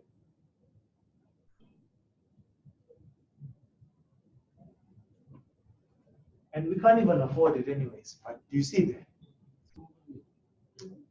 We can try drop it, even if it is less, even if we could still afford it. Like, let's say I want to buy 250. I can afford these shares. See? It's 4,350 rand deposit. I've got 5,000, I can afford it. But the color is still remaining yellow for what reason? Because you're throwing all your eggs in one basket. The system knows if this trade goes against you, how much are you going to lose? You're going to lose 2,305 or 306 rand and 15 cents. One go, it's gone. How much is that from 100%? 46% of the 100% is going to go. If that trade doesn't, it's nice if it goes your way. It's very nice. You're almost making your money back in one trade. That's great. But you don't even know how to trade yet. So how can you over-risk yourself like this? It's like gambling now. You are literally gambling. You might as well keep your fingers crossed, pray right now, because that's what is going to happen. And you don't want to do this. Okay, you don't want to do this. 46% of your 100% of the 5,000, it's going. If the trade goes against you, you lose at 46%. That's 2,306 rand and 15 cents gone. You can't get it back. That's why the color is changed. It's saying, hey, no. You can. It's a good trade, but 5,000 is not going to accommodate you for 5,000 rand account. But maybe if you tell the system, hey, you got some money, you say, system, I've got 20,000 in my trade. And look what happens. The color goes back green, portfolio risk drops. Because what? The account is more healthier. Remember why I said use your balance? Because it helps you based on the balance. We're not all going to buy the same shares here. But what we all need to make sure at the end of the day is that we have a ratio of what? 1:2. Or at least the percentage should be what? Lower than what? 54%. Are you with me? If it's 50, it's fine as long as it's lower than 54. And the color must remain what? Green.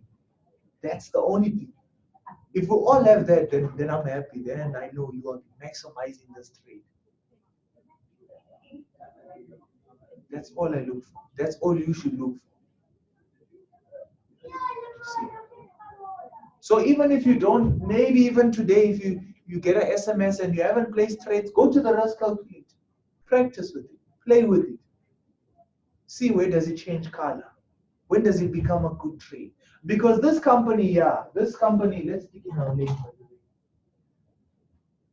Let's go back to the 5,000 Rand trading account. This company is a good trade, even at 30 shares, it's fine. Even at 50 shares, even at 70 shares, it was a good trade, it's fine. Not all the companies are going to be 50, 40, 50 shares to get to a good trade. Some companies, you'll even have to buy 250 for this ratio to start showing, for this trade to start becoming better. Why? Because those companies' share prices are very cheap. Cheap share prices mean you need to do what? Buy a lot to make the same profit as this company. So if you get an SMS saying, buy for SGL. SGL, I don't know which company is, but I know the share price is like 9 Rand only. And you are going to pay like 10% of 9 Rand, which is like absolutely nothing. How many shares do you have to buy there to get 1:2? You probably have to buy 300. And 300 doesn't mean it's going to be a lot. It's going to even come up to the same amount as here. It's going to be the same. But you just have to buy a lot more for that one to make the same profit as this one. And the same loss as this one. So you keep buying more and more and more and more shares. And if you see this change, you know that is as good as I can get the trade. And if this changes, but this does not show 1:2, or the percentage is not below 54, but you've been changing and the commission has changed to inform you that you've maximized the profit. This means what? That trade is not good. Even if you buy more shares, it's not going to give you a ratio you want. I'm wondering, Yes. is it for a stock to hit the TP that is from 87 to 108? The company has to grow, especially on this trade, by like over 25%, around 20-25% or so. How long would it take for a company to grow that much? Again, it's not going to happen overnight. This is not a trade that's based on long-term trade.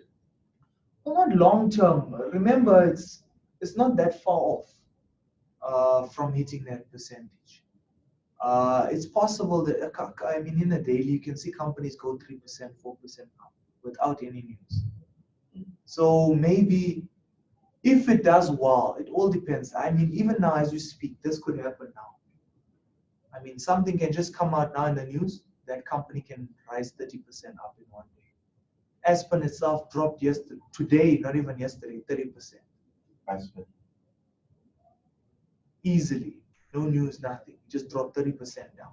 So anything is possible. Although you mentioned something important, it's not going to happen overnight. It's not going to climb. It's not like we can climb this mountain in one day or in a few hours. Some days we'll have to stay in longer in the trade for this trade to continue climbing. Because what happens is, if I enter this market and it goes up to, let's say, 100, have I reached this mark? No, I haven't reached my take profit. But it's 5 o'clock and I'm already only sitting at 100. What does this mean? It will just continue the next day. From where it left off, it will continue. But I can close it. Or you can close it at 100. The charges will be the same. No, it will be less. It will be less because you're closing it at a lower price. It will be a little bit less, but it will be less. So you can even close it at 100 or even 105 or whatever price, as long as you are in what? The money is fine. don't want to close it at a loss. You can either close it manually or wait for the TP or SL to be reached. So it can also be calculated here. You just adjust the take profit to 100 and see how much you're going to make. You see how important the risk calculator is now. It's like you can't place a trade without doing this. If you do, you are taking a big chance. It's like driving blindfolded. So after this, I can place an order. Yeah, now you can place an order. Why? Because now you say, okay, I'm happy with 50 shares. 50 shares is how many shares I want to take. So you write your shares down so you don't forget them. If you want, you can write down the stop loss, the take profit, the commissions, all of that. You can keep it in mind. Because even though you're going to place the trade, it's always good to know how much you'll be charged, how much you will have to pay, how much are you going to make, how much you're willing to lose. All of that will help you. So I just want to grasp, we're going to take that whole, that's our deposit that we're going to pay, 870, that's 20%. Our highest fee there is 60 Rand and 78 cents. Let's just say it's 60 Rand. Our profit, we're going to take home 989 Rand. Our loss is going to be 474 Rand. The number of shares is going to buy is 50. All that's what I need. Once I have this, I can now log into what? My platform and just copy this and the share into my platform. And then I place it. It's done. That's all I need. You understand? That's all I need from me is just I need to know the shares and so forth. Then I can go ahead and go and place this actual share. Okay. But for now, what we're going to do now, before we go and log into the platform, we're going to quickly have a break. Have yourself a tea, coffee there. It's free. Don't worry. You can drink it till you drop. And then we will come back. So we'll come back from our break. Let's just see here. So right now, do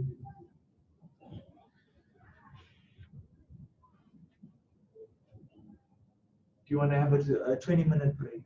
Is that fine with you guys? It's fine. 20-minute break. So we'll come back at 22:12. Okay.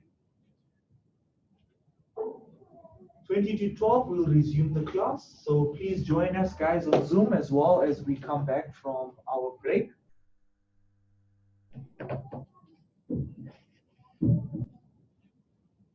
All right, welcome back, everyone.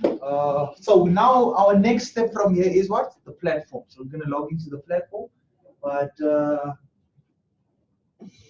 going to show you a few notes on the platform before we jump onto the platform.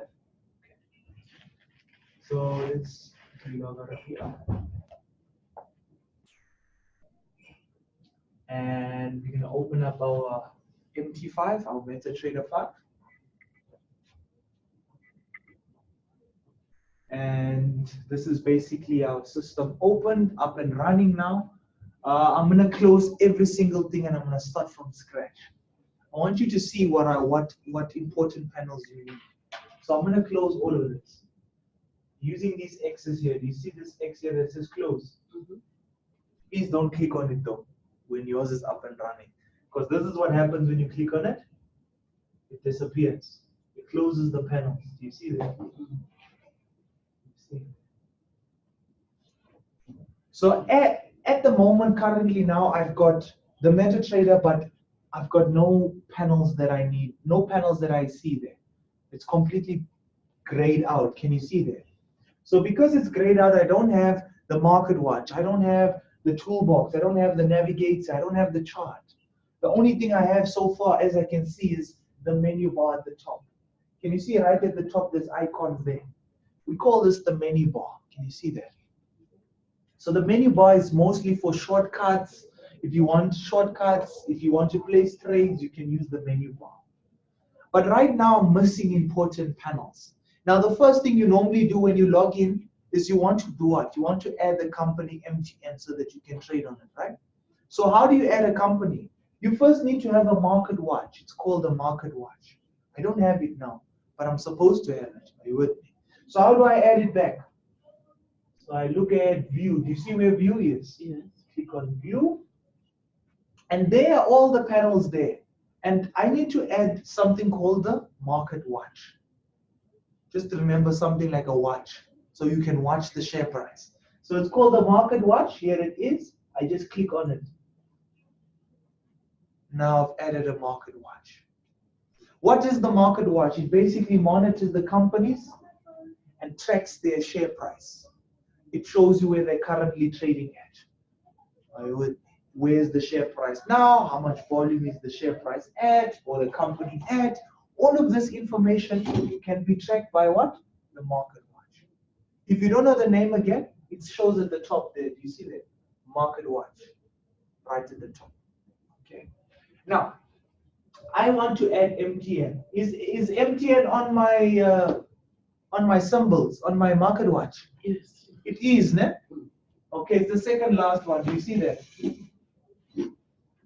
So let's say, let's remove it and add it back on. Ne? So I want you to see how I remove companies first. It's quite easy, very easy. You see here MTN, you just click on MTN like that. Okay? How do you know that I've clicked on it? It's highlighted in blue. Do you see that? Okay, that's the first step. You click on it. Then you do what? You right click for options. Can you see that? Right click for options. Then you go to what? Where do you go? You go to hide. You see hide. Or you can press delete, whichever one you want to choose. Either hide or delete. You click it. It's MTN on my market watch now. So that's how you remove companies. You just click on them. You right click on the mouse, and then you see your options. Then you go to hide, or you click delete, and the company goes on. Can I add it back on? Of course I can. How do I add it now? So do you see it says click to add? You click that box. And then what do you type? The company name or the code? Code. You can even type the name as well. It doesn't really matter. You can type the code, the name, anything. But the name and the code for MTN is the same. MTN is still MTN. So you just type MTN. Can you see that it's already showing you the company code and the name? You just click it. Has it been added yet? Check again. Is it added? No. Not yet.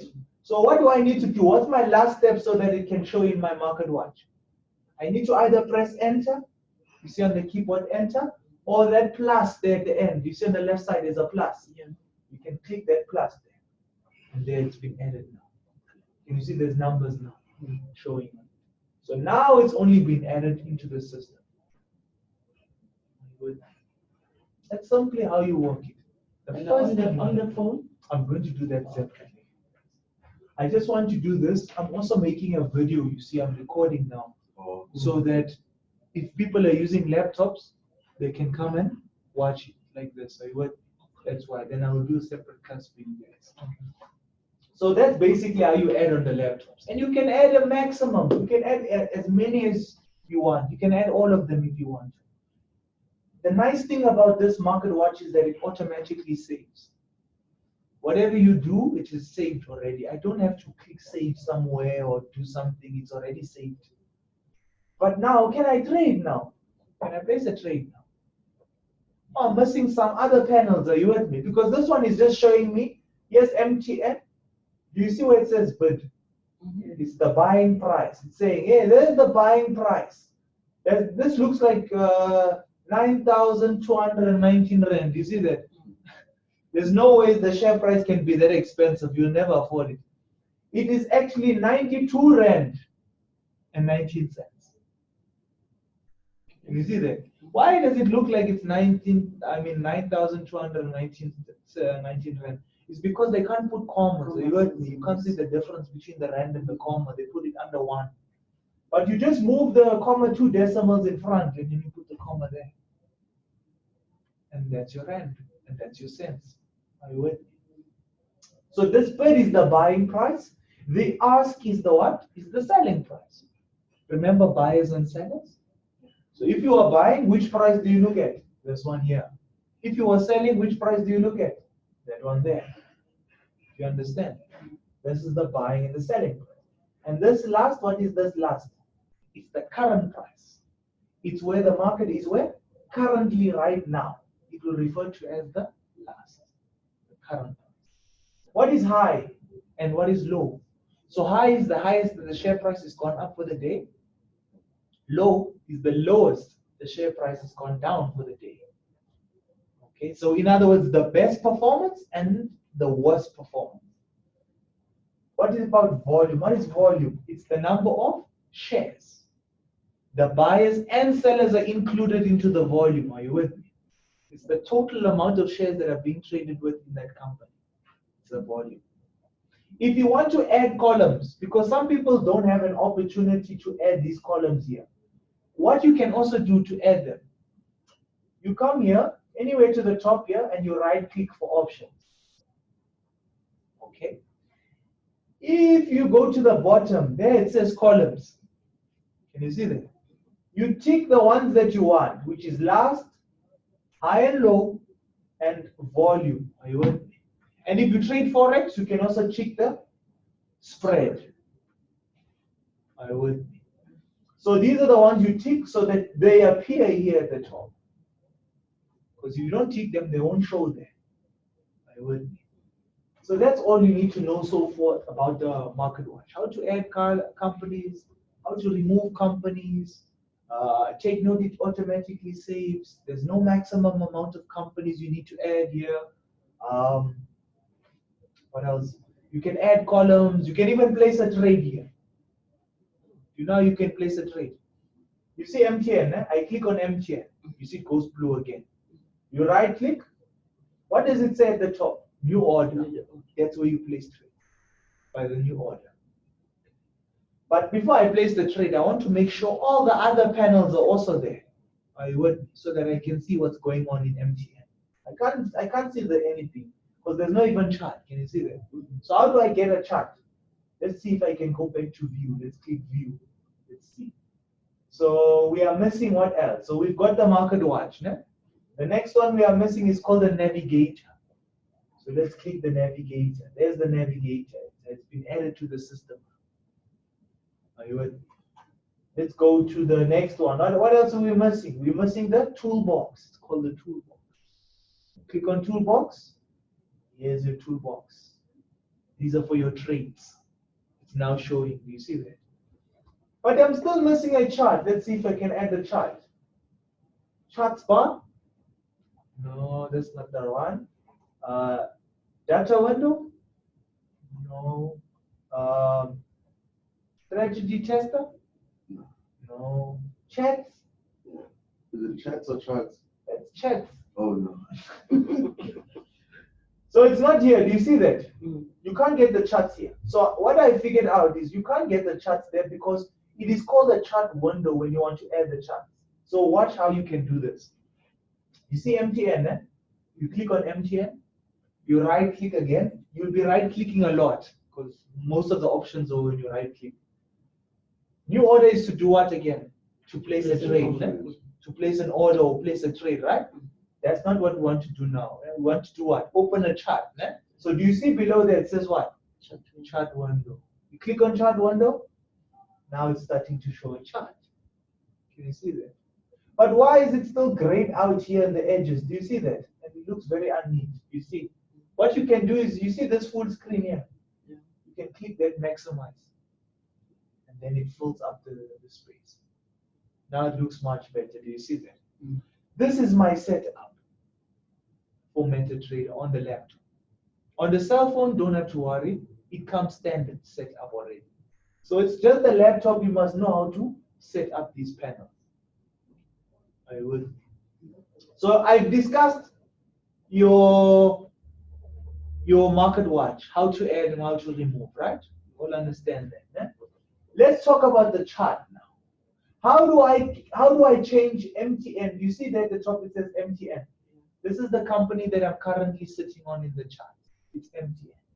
What time frame am I sitting on? 1 hour. Can you see 1H? It's 1 hour. So I'm sitting on MTN and it's showing 1 hour chart. Okay, that's nice, right?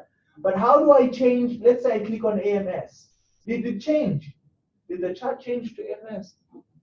my question now is, how do I make sure that AMS shows also on the chart? How do I get it there? Chart window. You can do the same thing like the MTN. You select it, you right click and you say chart window again. There, now it says what? AMS 1 hour as well. Do you see that? What's nice about it, do you remember the previous chart was what? MTN, eh? MTN. It's also here at the bottom if you see. It saves all the ones you open. It keeps like a history of all the ones you but the problem with this though is once you start keeping saying chart window is going to keep adding on until you can't add no more because it's so full.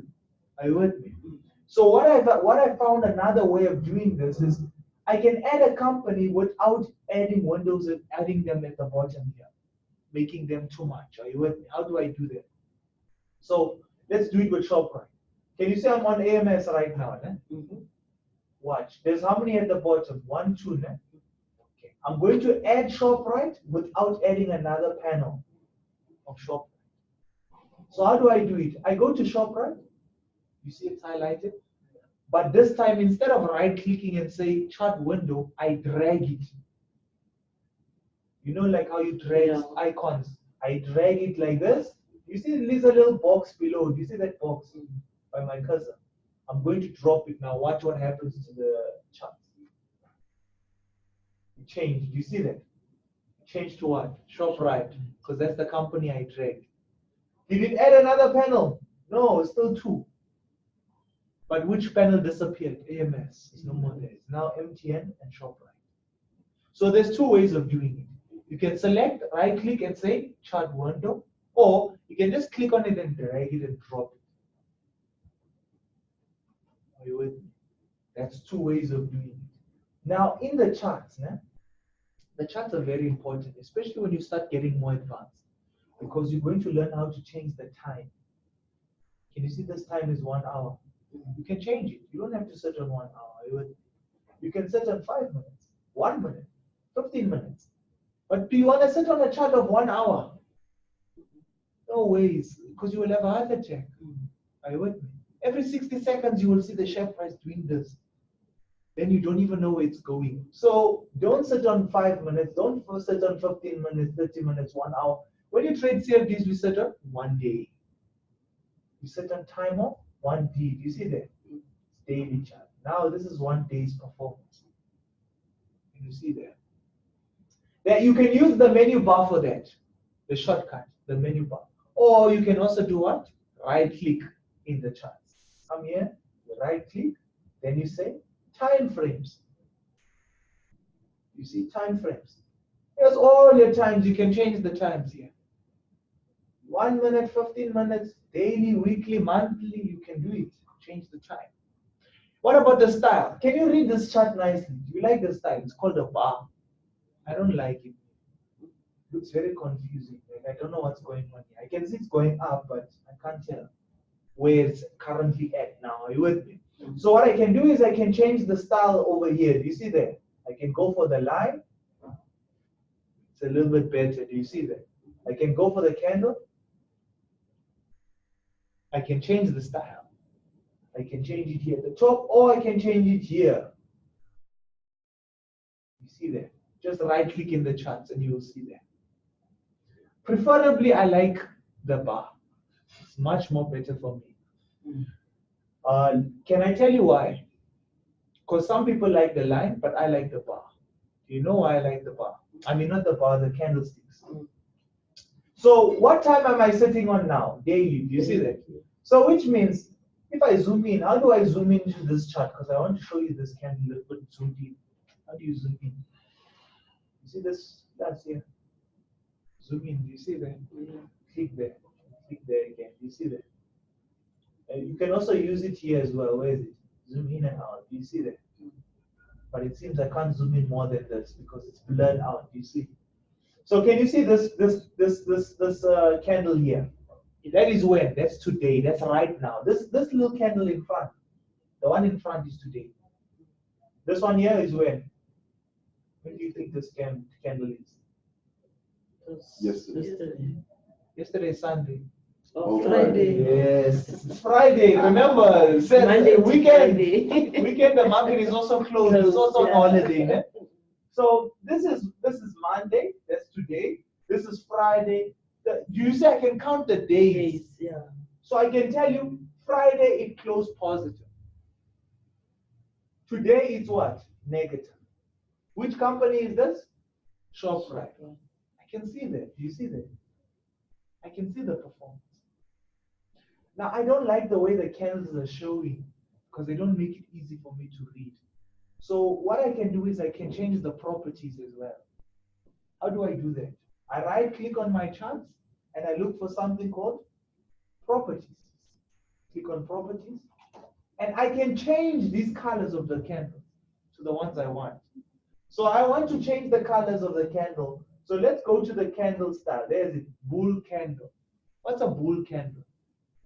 It's the candles that are going up. Think of a bull. When a bull attacks you, what does it attack you with? The horns, ne? Does it scoop you down or does it scoop you up? Up. So it's like a long trade. Are you with me? So the candles going up is black. I don't want it to be black. I want it to be green. Are you with me? The sign of money, ne? I want it to be green. So I'm going to change the color to green. You see, it's going to look like that. It shows me a small example how it's going to look like. Then the candle's going down, the bear candle is the one's going down. Because when a bear attacks you, it uses its paws, right? It swipes downwards. So this one I want it to be red, to so when the share price goes down. Have you ever watched the news? You see the green one is pointing up, then the red one is I want the same display like that. Is it not much better to read? So the green ones are where? Up, the red ones are where? Down. Click here. Okay. Now there's my chart. Much better for me to read now. So now I can see, oh, today it's red. So which means what? The share price went down for ShopRite today. Can you see that? What about Friday? It went up. What about Thursday? It went down. What about Wednesday? It went up. You see that I can count the days. You see this big candle. I can count when was this big candle? Which day was it for? Which day did it go up so much?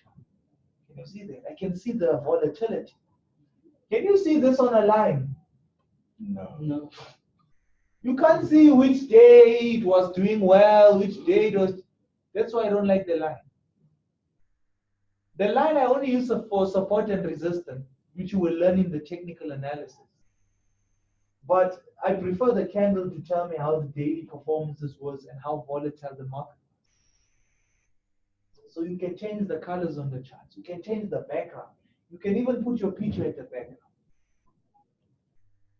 You can say, if the chart comes to my eye, you long trade it. Or whatever, you with me. But you can do so much on this platform. It's just a little bit, I'm giving a small taste of what it can do, but it can do a lot more. Okay. So this is showing you how the share price has been performing over the last few weeks. Do you see that? So that you can estimate. How has it been performing overall in this big picture? Has it been going down in this big picture or going up? Up. Do you see that? Because it was down here. Do you see that? Now it's up there. Don't be fooled by this little red candle. Yeah, that's today, but overall it's still, yeah. So you can't determine the market's movement by the day. You have to look at the week, the month, to see how it's been doing.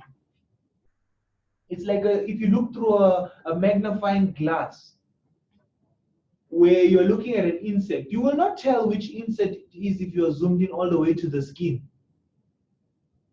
You have to do what? Zoom out so that you can see, oh, this is an ant that I'm looking at.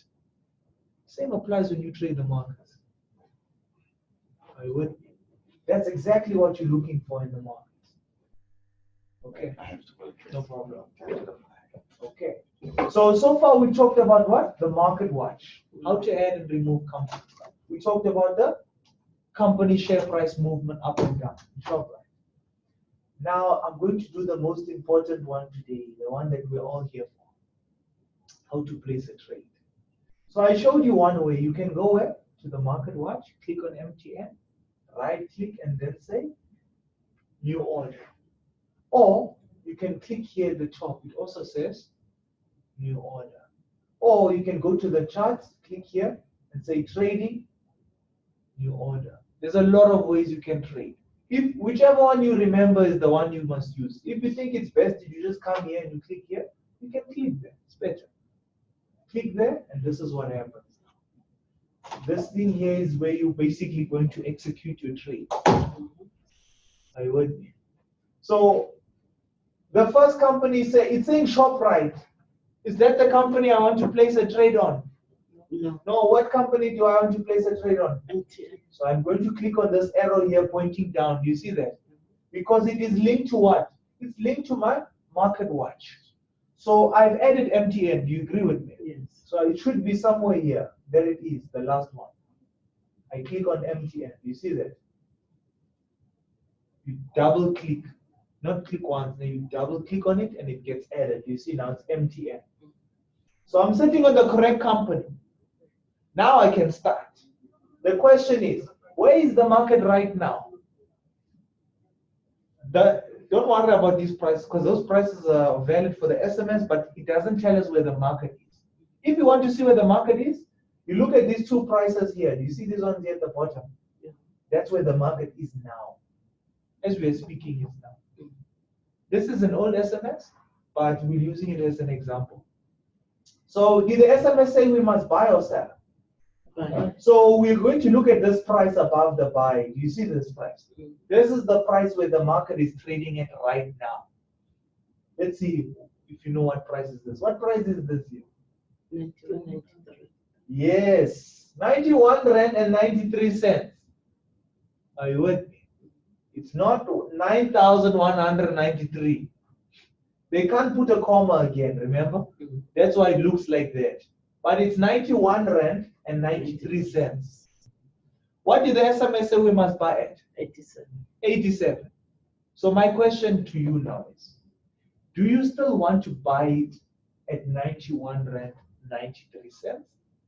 Or do you prefer placing an order and waiting for it to first come down to 87, then you buy?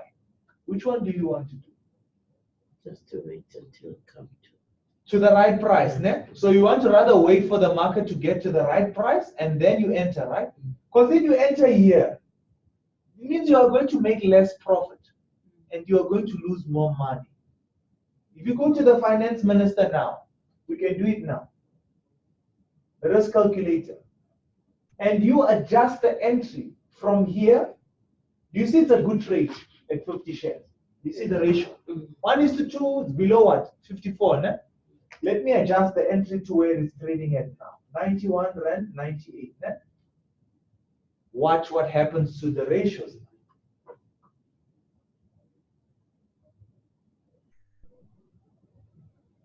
Do you see? How much are you going to make now? 740. How much are you willing to lose? 723. Is it worth it? Oh. What is the ratio? 1. Is it below 54%? It's way above. It's way. You see what I mean? If I say you enter now, you can put yourself in danger here. And that's what most clients do. They enter now. Even though the SMS says enter 87, they will enter at 91. It's like I say, go buy bread for 14 Rand, you go and buy bread for 20 Rand, but it's the same bread. You just use more money. Are you with me? But So if they enter in that, they said they can buy at 87, but they enter that 91 Rand 94. What's gonna happen? They're gonna lose, or what? They must wait. Okay, the thing is, if they lose, they're gonna lose a lot. You saw 700 compared to 400. They're gonna lose a lot more. And if they make money, they're gonna not make enough money. It's not gonna help them in the long run. It's okay if maybe they do it once by mistake. But the thing is, they constantly do the same thing over and over. So it's going to affect their trade in the long run. So the best thing, like you said, is rather wait for the market to come back to the right price where you can buy it. So what you can do, instead of you waiting like this and looking at the screen, you can actually tell the system to wait for you. You can tell the system what price you want. So the system knows if it gets to this price, what must it do? It must buy. So what we have actually been discussing is these two order types. We've been discussing them now. If you want to enter right now, where it is trading at right now, you can go for what? Market execution. Then that means you are going to buy it where it's trading at now. You're going to buy it now. It's fine. You can choose market execution. If the market was at 87, then you can go for market. But now the market is what? 91 Rand 92 cents. It's way far. It's past us. So we can't enter now with market. Are you with me? Because you saw what the finance minister said. It's a bad thing. We are going to risk a lot more now and make a lot less if we enter at 91. So you said we rather wait for it, né? So what do? We place an order. You know, like when you go to KFC, they don't know that you are coming at this time and that you want this food. So what do? You go to them and you place an order for it. So you do the same here. You come here, you say, I want to place an order. Okay. Then it says, okay, the type of order that you want.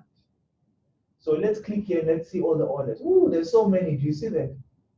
It's buy limit, sell limit, buy stop, sell stop, buy stop limit, sell stop limit. Do you see all of that? Just work with the two. Don't worry about the rest. Work with buy limit and stop limit. So let's talk about buy limit. Buy limit, it's for the ones that are going up. It's the long trades. Sell limit is for the what? It's for the short trades. So what are we doing? Buying, right? So we must choose which one? Buy limit. Click on buy limit. Are you with me? If the SMS said sell, then we will click what? The sell limit. Okay. Now we're on a roll now. Do you see the next one is volume? This is the number of what? Shares. You see at the end here, it's like you can put cents. Don't worry about that. You can't put cents. You can't buy half a share or quarter of a share. It must be a whole number. You must buy 1 or 2 shares. So don't worry about the end here. Just focus here in the numbers in front. So how many shares did we say we wanted to buy? 50. You put 50 there. Like that. 50 shares. Are you with me? Here by price. This is where you are going to tell the system what price you actually want. Even though it's not there, you can tell the system, I want it at what? 87 Rand. You put here. 87. But you can't type 87 like that. You have to put 00. Like that. You see? Because it can't take sense. So you must also do the same with the what? The stop loss. You must tell the system, I want my stop loss at 78, 72. No comma. If you try to put a comma, you'll see that you can't.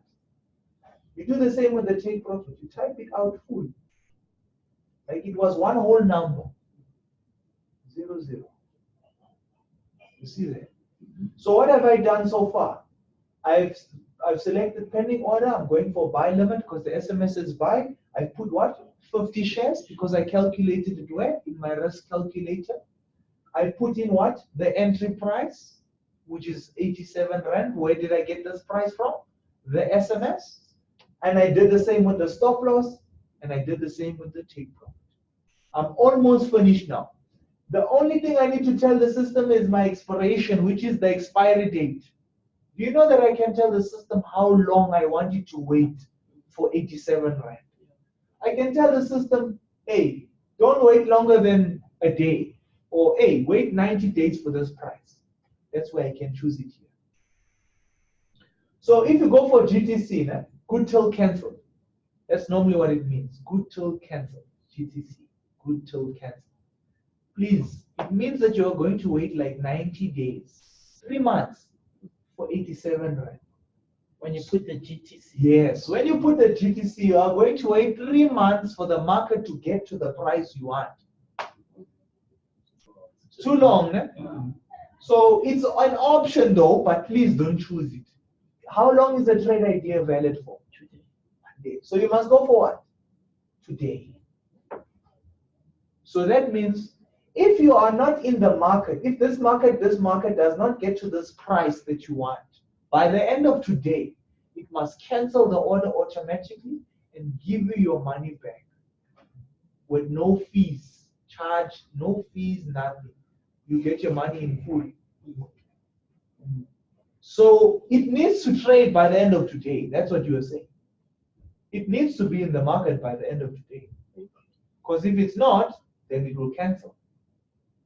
Like if you leave it like that, it's gonna cancel. Automatically, even if I place it now, which I will do it now, if I place it now, it will cancel automatically. I don't even have to go and check if it's gonna do it. It's gonna do it at the end of the day.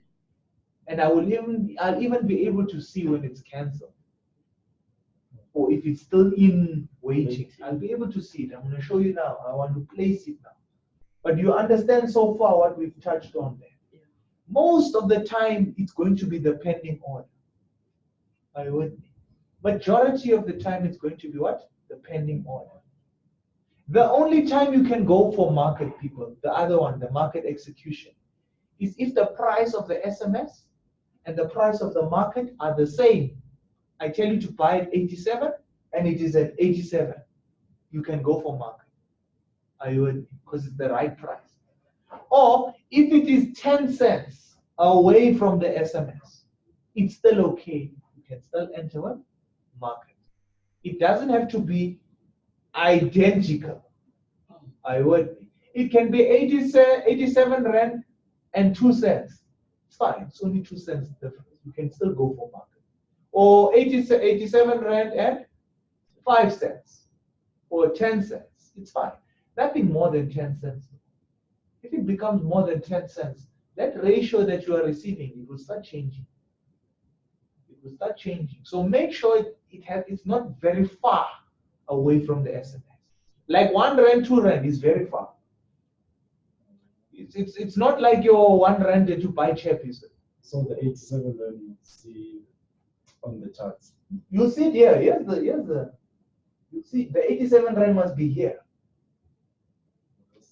On this side. So example, if I was on market, this price here, I look at the buying price. You see this one? If I was selling, I look at this price there. But the SMS said buy, that's why we look. This one is supposed to be 87 rand. Then I can go for market execution. But is it 87 rand? No, it's way more than that. You see that? It's like almost 5 rand difference. 4 rand something. You see that? So that's why I went and I came and I chose the pending order, and you put in your prices. I have to put them in again because I went for market execution. But I have to put in the prices that I actually want because the market does not have it available at this point. So I'm going to put it in again. 8, expiration date, day, don't forget that one. You don't want to wait 90 days. Eh? Then now the market is still going to move regardless if I'm still doing this. It's going to constantly move. But it's not affecting me. Because the market is nowhere close to me yet. So I can just say place order. It's done. Do you see that? It says done. So I say okay. Once I say okay, there's my trade MTN at the bottom now. So whenever you place a trade, it starts to appear where? Not on the charts, right at the bottom. Here's all your trades that are running. There's your order that's been placed. If you're not sure, there's the date, there's the time. There's the number of shares, 50. There's how long it must wait. Where is that? No, it's not showing. But it has a day to wait here. If it doesn't jump in the market by the end of it will move from here and disappear. Then I know, oh, the system canceled. Then I know it's no longer active now. It's finished. It didn't manage to go in. He didn't even make it for the race. You see? And then you trace it on the charts, what's happening. You can trace it right here. So let's say it gets kicked in. It goes into the market. It's now trading. I've got trades. You see here. You see at the top. The ones at the top are real. Those are the live ones. You can see this one's not real because at the end here by the profit it just says placed. Not yet in. It's waiting for 87 first. Then it will go in. But it has how long? So that means you are losing because you said those ones are real. Yeah, these ones are real. They're running. So you are losing. They're losing, yes. But it's just an example. I don't place them.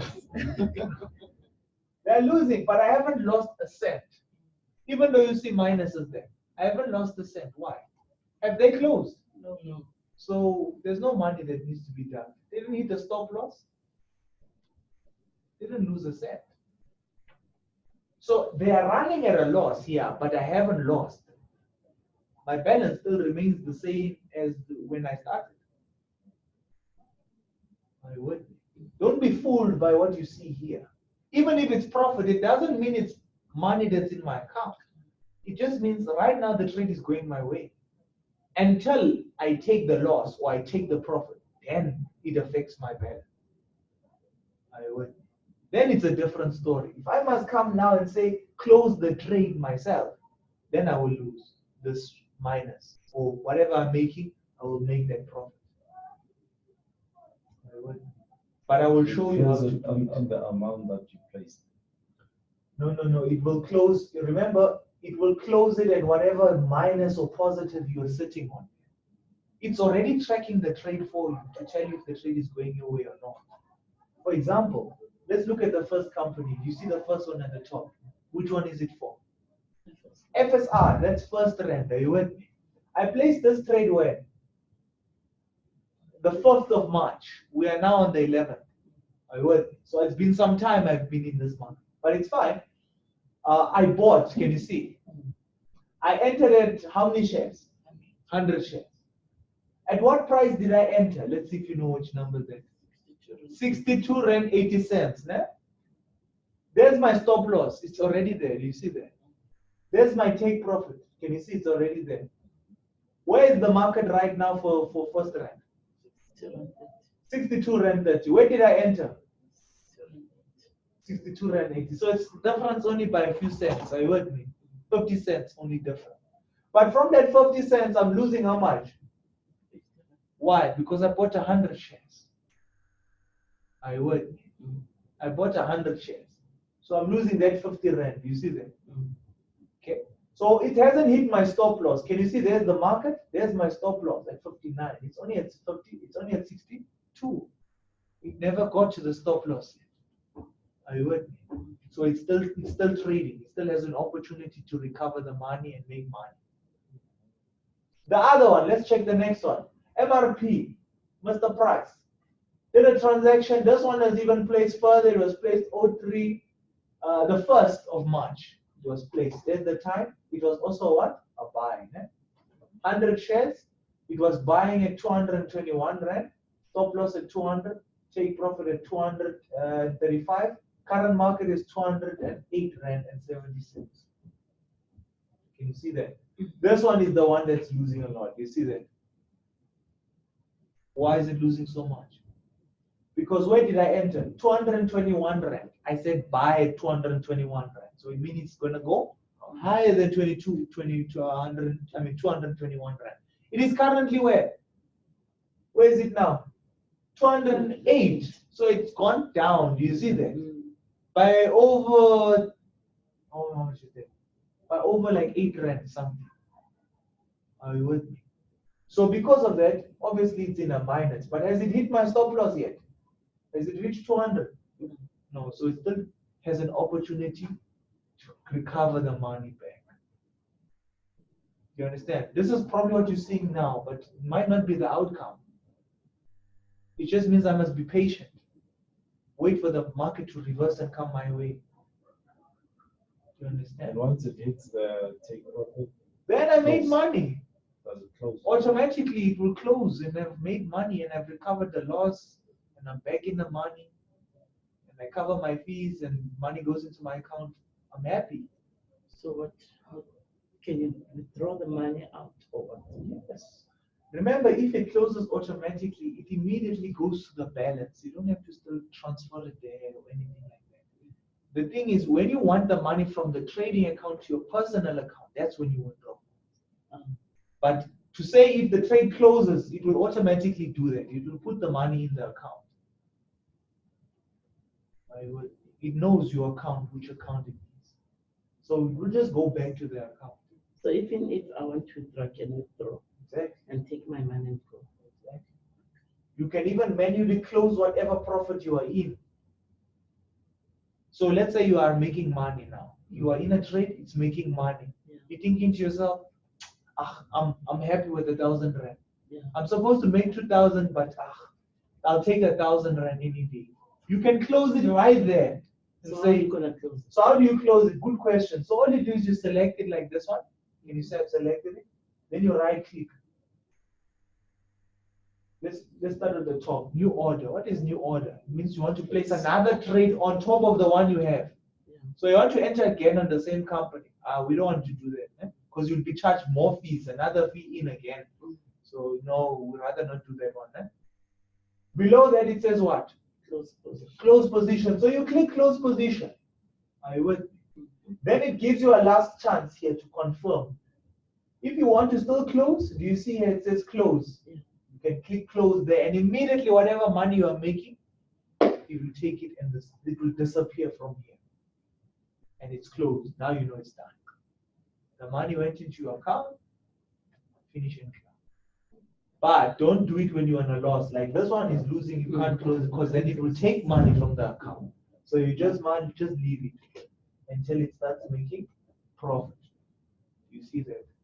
Another thing you can do is you can also, besides closing it, you can modify it.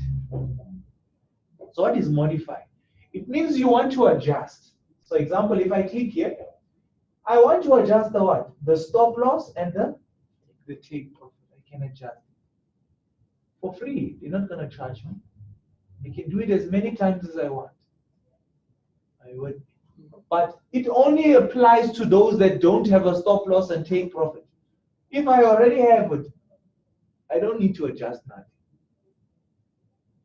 I would. But I can if I want. I can modify and change the values that I see there. You click the next one. So there's a lot of stuff here that you can check. I would. There's a lot of things that you can see.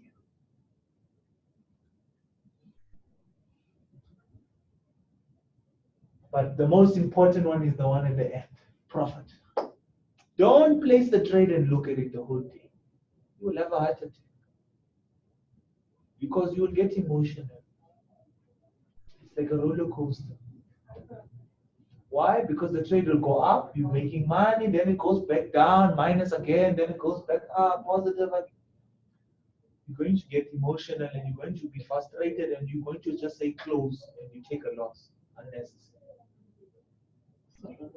Rather you place, you close your computer, you switch off your phone, put it on do not disturb or whatever you need. Don't worry about the system. As long as you put the stop loss and take profit in, you don't have to stress. So when do you check it the following day? You can check it maybe before the market closes, maybe 3 o'clock, 4 o'clock before the market. You look, you see how it's doing. Oh, okay, it's on a minus. Don't worry, close it. Don't be emotional about it because what the market does, it causes emotions because it wants you to be emotional. Because as soon as you get emotional, you don't think straight. You know, when people, you see people, a lot of people suffer from that and their lives have changed because when they get emotional, they can't think straight. It's like someone who's angry. If he's angry, can't think straight, they won't think right. Only regrets it once his mind is calm.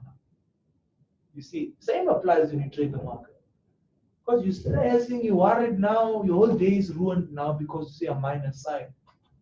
Then you think, close the trade, and you get emotional. Makes you make the wrong decisions. So the best way to overcome those emotions is by increasing your knowledge. Because if you are knowledgeable about the system and how to trade, you're not going to be emotional about these small things because you know, it's not real. It's not going to be like this all the time. Like, did you see she was emotional? These are live trades, but you're in a minus. But I'm relaxed, you see. Because I know what is the outcome of the trade at the end of the day. But you see now, and you see minus in stress. It was way more minus than the stress. This is still nothing. It's actually recovering money now. There's a lot worse than this. That's why I'm saying this is not the outcome of the trade. You cannot look at it now and say, okay, this is what's going to be. Don't judge the trade now. It's still early in the race. We have just started only the first 100 meters. Remember I said it's not a sprint, it's a marathon. You know, like Casta Semenya. She can come from the back. By the end of the race, she's number one. Yeah. So even though it's on market execution, it's still like when you have put your stop loss and it's still gonna close on the take profit. Or the stop loss. Yes, it will do the same as the limit. So you don't have to actually buy limits. Yeah. If you want to enter now, then you choose market. Like these three trades are market execution. These are live. These are market execution trades. These are went into the market. The one that's not a market is this one at the bottom. That one you can see it says placed. This one I can even cancel it here and I won't pay anything. I'll go here, right click, I say modify or delete, and I click delete. There, it's gone. You see that? It's disappeared from there. I don't have anything to worry about because it was an order, it wasn't trading. It's not like it was in the market. This one's alive. These ones I can't do them. These are unless they are making money, then can I only do that. You see that? Also at the bottom, what I like is because you'll see your balance right in front of you. There's my balance. It shows the balance. It shows the equity. Now what is equity? It's the money you have with your balance and the trades that are currently running in the market. So example, if I close all of these trades, I will lose how much? 1,678. You see there, that great part is the total amount. Plus the fees of entry and exit for all three trades. So let's say I'll pay about, worst scenario, 1,900 for everything. It's already calculated that from my balance to say if you close those trades, your new balance will become what? 6,257 from your 7,900 if you close them. That's my true equity now. Are you with me? Is to say if you close those trades, this is your new balance. This is your new account if you do that. Obviously, I don't want to do that. Are you with me? So that's why I leave it. Wait for it to make money. When this equity becomes more than the balance, then I can start becoming excited now. Because now I can see I'm running in the money. Then you can close it. Then I can close these trades if I'm running in the money. And the margin? The margin is the money I've used. Remember, every time you place a trade, you do what? You put down a deposit. 20%, 10%, all the time. So I've been putting down deposits for all of these three trades. So in total, all of these three trades, deposit came up to 5,103. That's my margin. That's my deposit I've used to put down as a deposit to access those shares for these companies. Then the free margin is the money I still have left over to place other trades. So I still have 1,159 Rand deposit or free margin to place other trades. But obviously I don't want to use everything up. I want to leave some money free available. So I can leave my free margin. My margin level is basically, it's like a risk factor. I don't want to, I must ensure it does not go lower than what? 100%. Because then it means my account is in a little bit of a danger. Are you with me? It must always remain above 100%. Like now, what percentage is it at? 122. So it is above 100. You see that?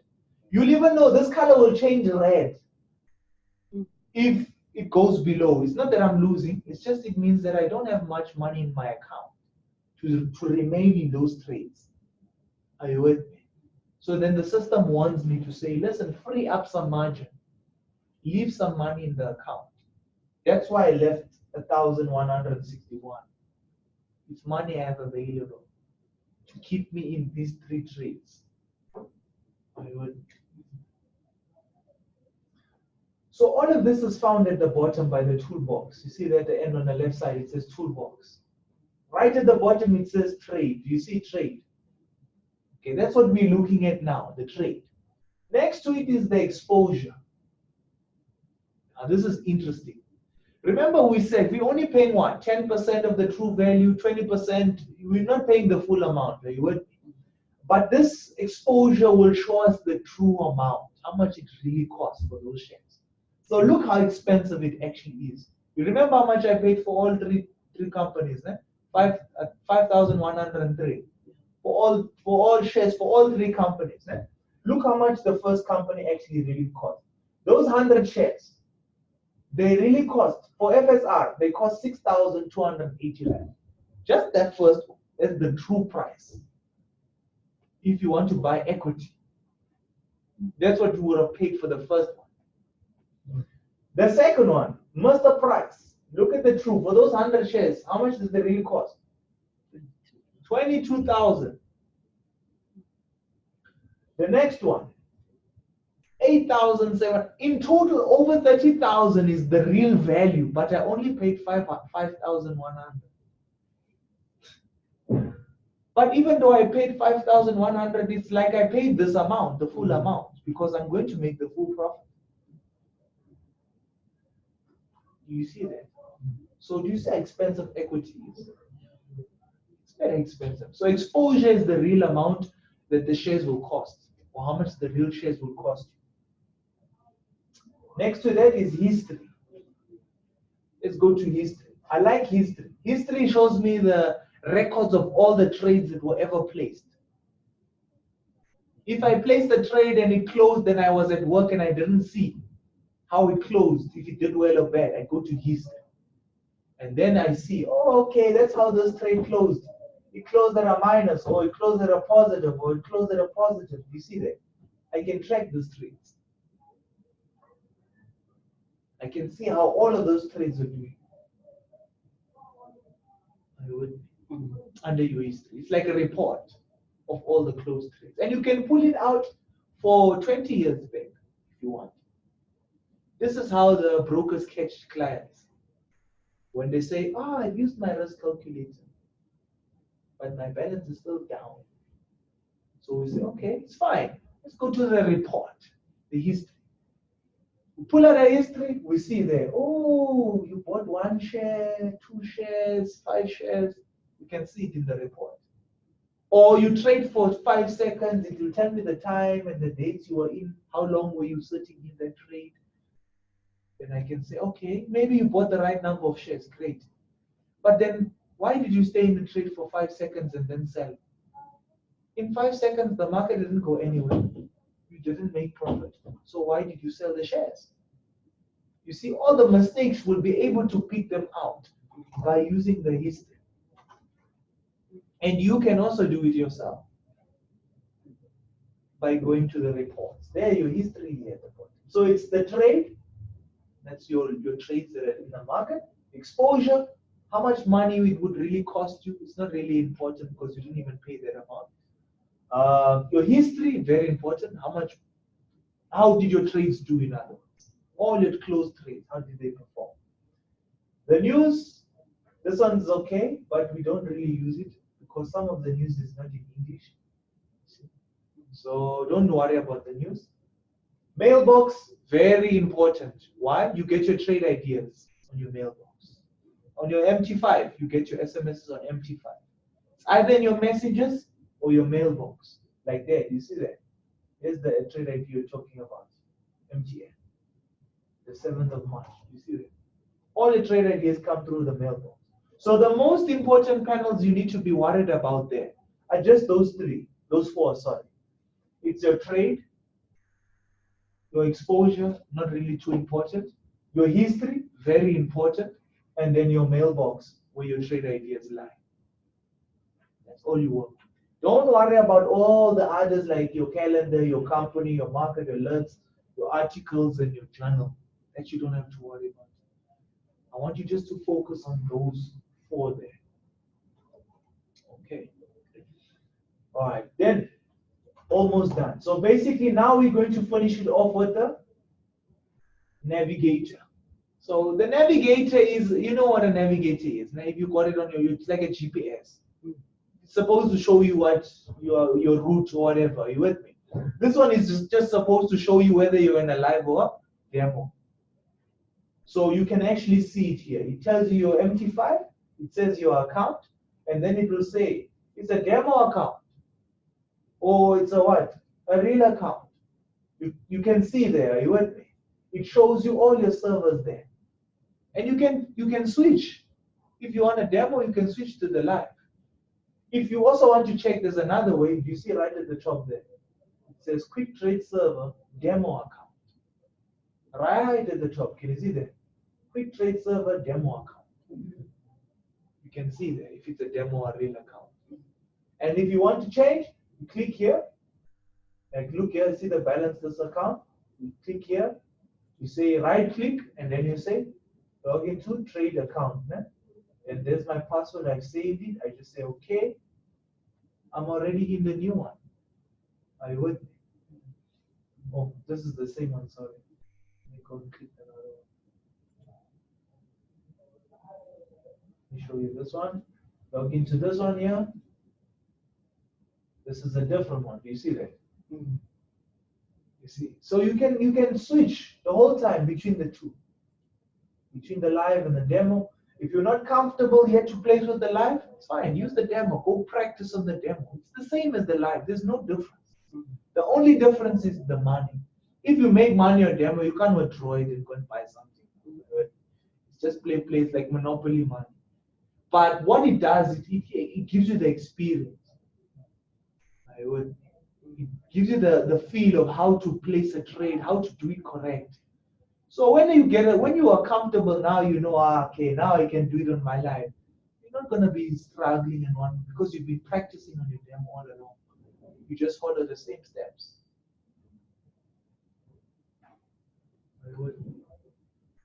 So don't be afraid to use the demo to play around. A lot of people take the demo for granted.